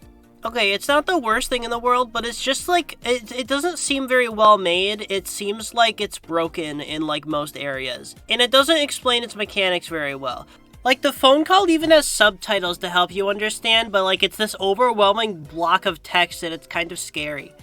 Actually, you know what? Scratch that, because the subtitles being there kind of makes it more confusing because the subtitles don't line up with what the guy's actually saying. And the spy. I knew it! Oh, you're playing as the spy. Wait, you can turn invisible? I'm the spy. Oh, that's cute. I'm the spy. I'm the spy. What to do. And don't Is Heavy gonna walk in and you gotta turn invisible? It's dangerous. Thanks it. Have a good night. Yeah. I love the entire fucking monologue is there on a subtitle. I like how the subtitles were also wrong. He did not say that. I was reading through it. Is there a pretzel on the desk? Better be careful moving around. I don't want to be crushed and twisted into a meat pretzel. A meat pretzel! For the first night of the game, you actually don't have access to the cameras because you need to slowly generate this POOTIS meter. So for the first night, instead of being able to check the cameras, you have to look at this loading screen so you can unpack the files so you can have access to the cameras the next night. And it's pretty uneventful, so yeah, this is pretty boring. Usually these uneventful, like, tutorial nights in a FNAF fan game end up giving you access to the cameras so you can get a feel for the layout of the building and stuff at least, so then you're not completely wasting your time. In this one, obviously you don't have cameras, so it's kind of just confusing because, like, you're not getting anything out of this night. It's literally just there to waste your time. The crap out Oh of them. shit, there's a thing. What is that? That wasn't there before. That wasn't there before. I don't know. That's a medic. That wasn't there before. They added that. Well, just go back. No, they don't. It might be. Is that an Easter egg? It might be an Easter egg. This medic cutout is one of the only things to happen on the first night. The fuck? How old is this game? Oh, from... I'm heavy! What? What the fuck was that? You are dead! Not the big surprise. So what you just saw there was the jump scare in this game, or lack thereof, because I don't know if it's broken. It's probably in the files somewhere, but it just doesn't trigger properly. But yeah, the jump scare in this game does not work, but it does still play a very, very loud screamer that just sounds like the guy who did the phone call screaming as loud as he can into his microphone. Also, if you're wondering how I even died, the mask mechanic is not how you defend against heavy. In fact, I think the mask mechanic is completely useless, because despite it clearly playing a FNAF 2-like animation that would imply you need to put the mask on, the actual only way to defend against heavy is to turn on the light in your door. But for some reason, he still has an animation for coming into your office, even though there's no way to defend against him there. Man! Oh shit! Whoa! I saw Heavy! Within Foxy. Night 1 was boring and lame and nobody likes it, but after that, you get to a minigame, and this minigame is, it means something. I think it's like it's TF2 gameplay, potentially. I don't know, I don't remember. If anyone can explain the deeper meaning behind what I'm looking at here, I'd greatly appreciate it. It's also probably worth mentioning that this minigame is, like, higher quality than anything else in this game. The next night, you finally get access to the POOTIS program. So now you can look at everything. You can look at the cameras. You can do other stuff, I guess. I don't know. It's kind of neat, you know, being able to see everything. I don't know why this wasn't accessible on the first night, because it really just made the first night a really bad first impression. And being brutally honest, I don't think the cameras really add much to the experience. Oh shit. Ooh. This guy's Russian. Started. Goes break the bed here. Where did he go?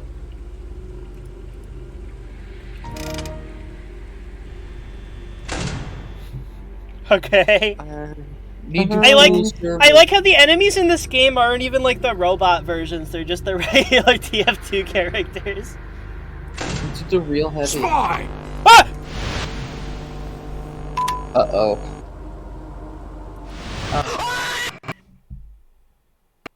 It didn't load again. It crashed the game. This game isn't very good. Probably the worst one I played so far in this video, actually. Actually, it's not even close. Sorry, Five Nights at Heavy's 2. I don't like you. And worst of all, Five Nights at Heavy's 2 has too many followers, okay? We can't possibly work with a game that has this much of a following. We gotta go lower. With about 300 less followers in the previous game, he looks like Joshua in the Promised Land. So, how do I even start with this game? Okay, it's called Fazbear Origins. The cover of the game looks like this on GameJolt, and it just has a very strange vibe to it, you know? The models in this game are absolutely amazing. I really, really like them. They look hilarious. There's 3 animatronics in this game. Fredbear and Spring Bonnie, obviously, it is the Fazbear Origins. And then also Shadow Bonnie, who is just sitting in the back room 24/7, like he's a real animatronic. He's just sitting there. He's not like an apparition or anything. As most FNAF games do, this one opens with a newspaper clipping to give us a bit of insight about this game's lore. Local businessman opens his new diner after years of preparation. Grab your kids. And come on over. Not responsible for any gruesome occurrences? Gruesome occurrences? I feel like that's kind of like crazy wording. You know, you're just talking about a restaurant opening. Like it's not even like like injuries or incidents or anything. No, it's just gruesome occurrences, and that's one of the only things you mention. Like, how do you expect anybody to want to come here? Like, I was planning on going there and taking my kids after I saw those amazing animatronics, but now I don't think I will. So good job, Fazbear Origins. You lost a valuable customer. Also, you know, as is usually expected for FNAF fan games, yes, the phone guy in this game is really good. Oh, hello. Hello, hello. Hey, Mr. Schmidt. Welcome to your new job at the brand new Fredbear's Family Diner. This place may be small, but it's still a fucking great place. I'll say that they like to crawl around. There are vent locks in case something decides to come into the vent. Also, in the parts and service room, you might have noticed that the black Bonnie. So that's it, Henry. I will check with you tomorrow. So that last line of the phone call is actually kind of interesting to me because This game released in April of 2015. The character of Henry wasn't introduced to the FNAF franchise until December of 2015. So the concept of somebody named Henry working at Fredbear's Family Diner was completely just made up by this kid at the time, and I think that's really funny.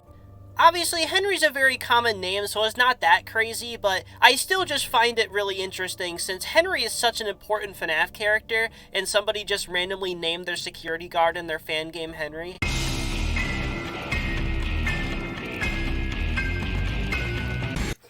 Hey guys, Taskmaster Plays back at it again. Going to be mastering some new tasks today. Today we're going to be mastering Fazbear Origins. It's this brand new game. This is the good stuff, I hear. I hear this is one of the greats. So, fan games aren't all they're cracked up to be nowadays. And then you can see here, you get a generic power button. And we can see Shadow Bonnie here. Now, I'm not entirely sure what's up with Shadow Bonnie, but in my opinion, I think that he could be pretty scary. So, we gotta keep an eye out for that. Man, I don't even know. Hold on.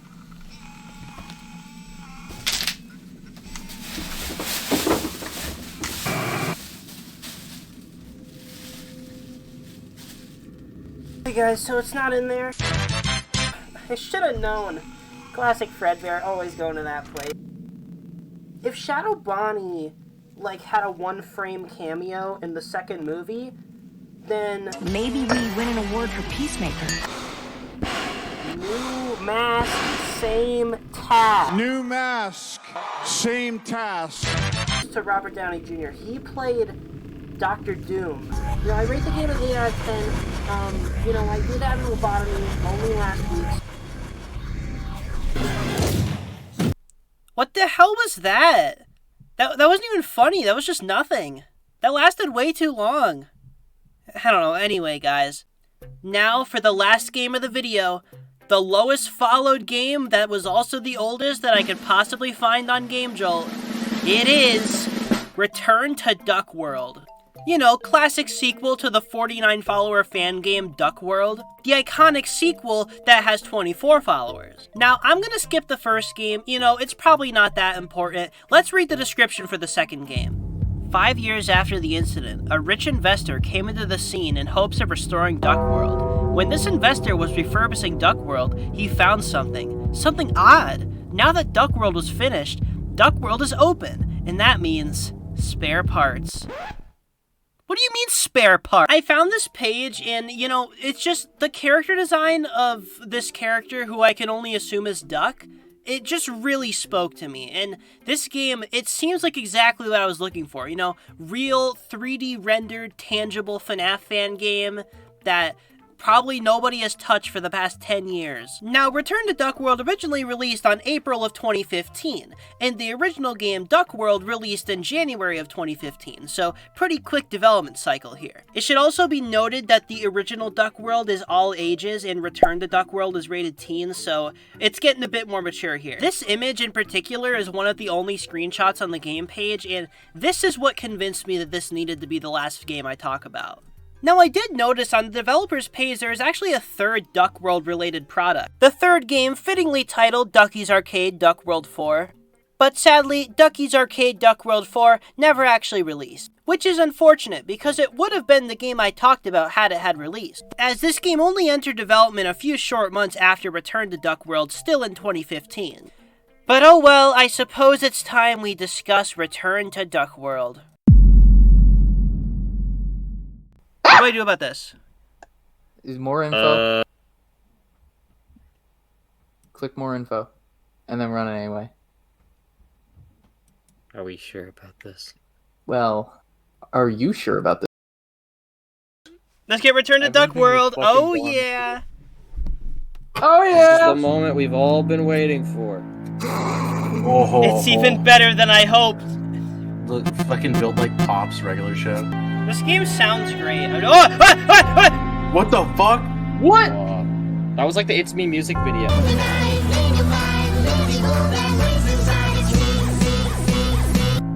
Come be a part of the new Duck World. Looking for a night guard. Pay $145.50. Contact 1-800-DOG. Pay $154 fucking. You're right. For what? Like Fazbear Entertainment made this. What am I paying Make 154? Okay. Dude, that was loud. What? Whoa! This is in advance. Hello? Hello? Hey. Hi. Welcome to your new job at the new and improved Duck World Arcade. This time we have a larger budget, and we put all of that into safety features. Cool, right? All of it. All now, of it. Ducky the Duck will soon have the ability to roam, The and place even still recognize sucks. face, so if by chance it gets into your office, hide under your desk and don't move. This will guarantee instant, I guess, safety? I don't know. Oh yeah, does this take place in the Pop Goes universe? If you think about it, Pop Goes is a new IP in its own right. Okay.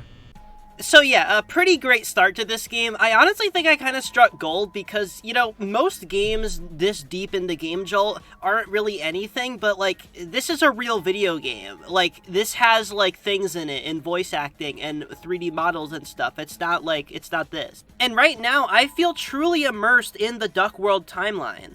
Okay, but genuinely, like, this game has the same thing that most of these fan games have talked about, where, like, the defense mechanism against the animatronics just kind of doesn't work. You're supposed to hide under the desk when Ducky comes into your room, but I don't think it works very well.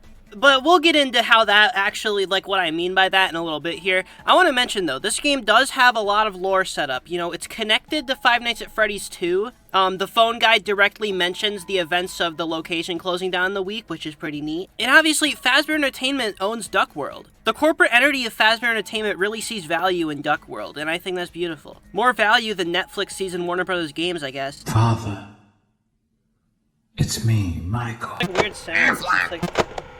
Oh, it's already 5 a.m. and nobody's moved. Duck World isn't even active.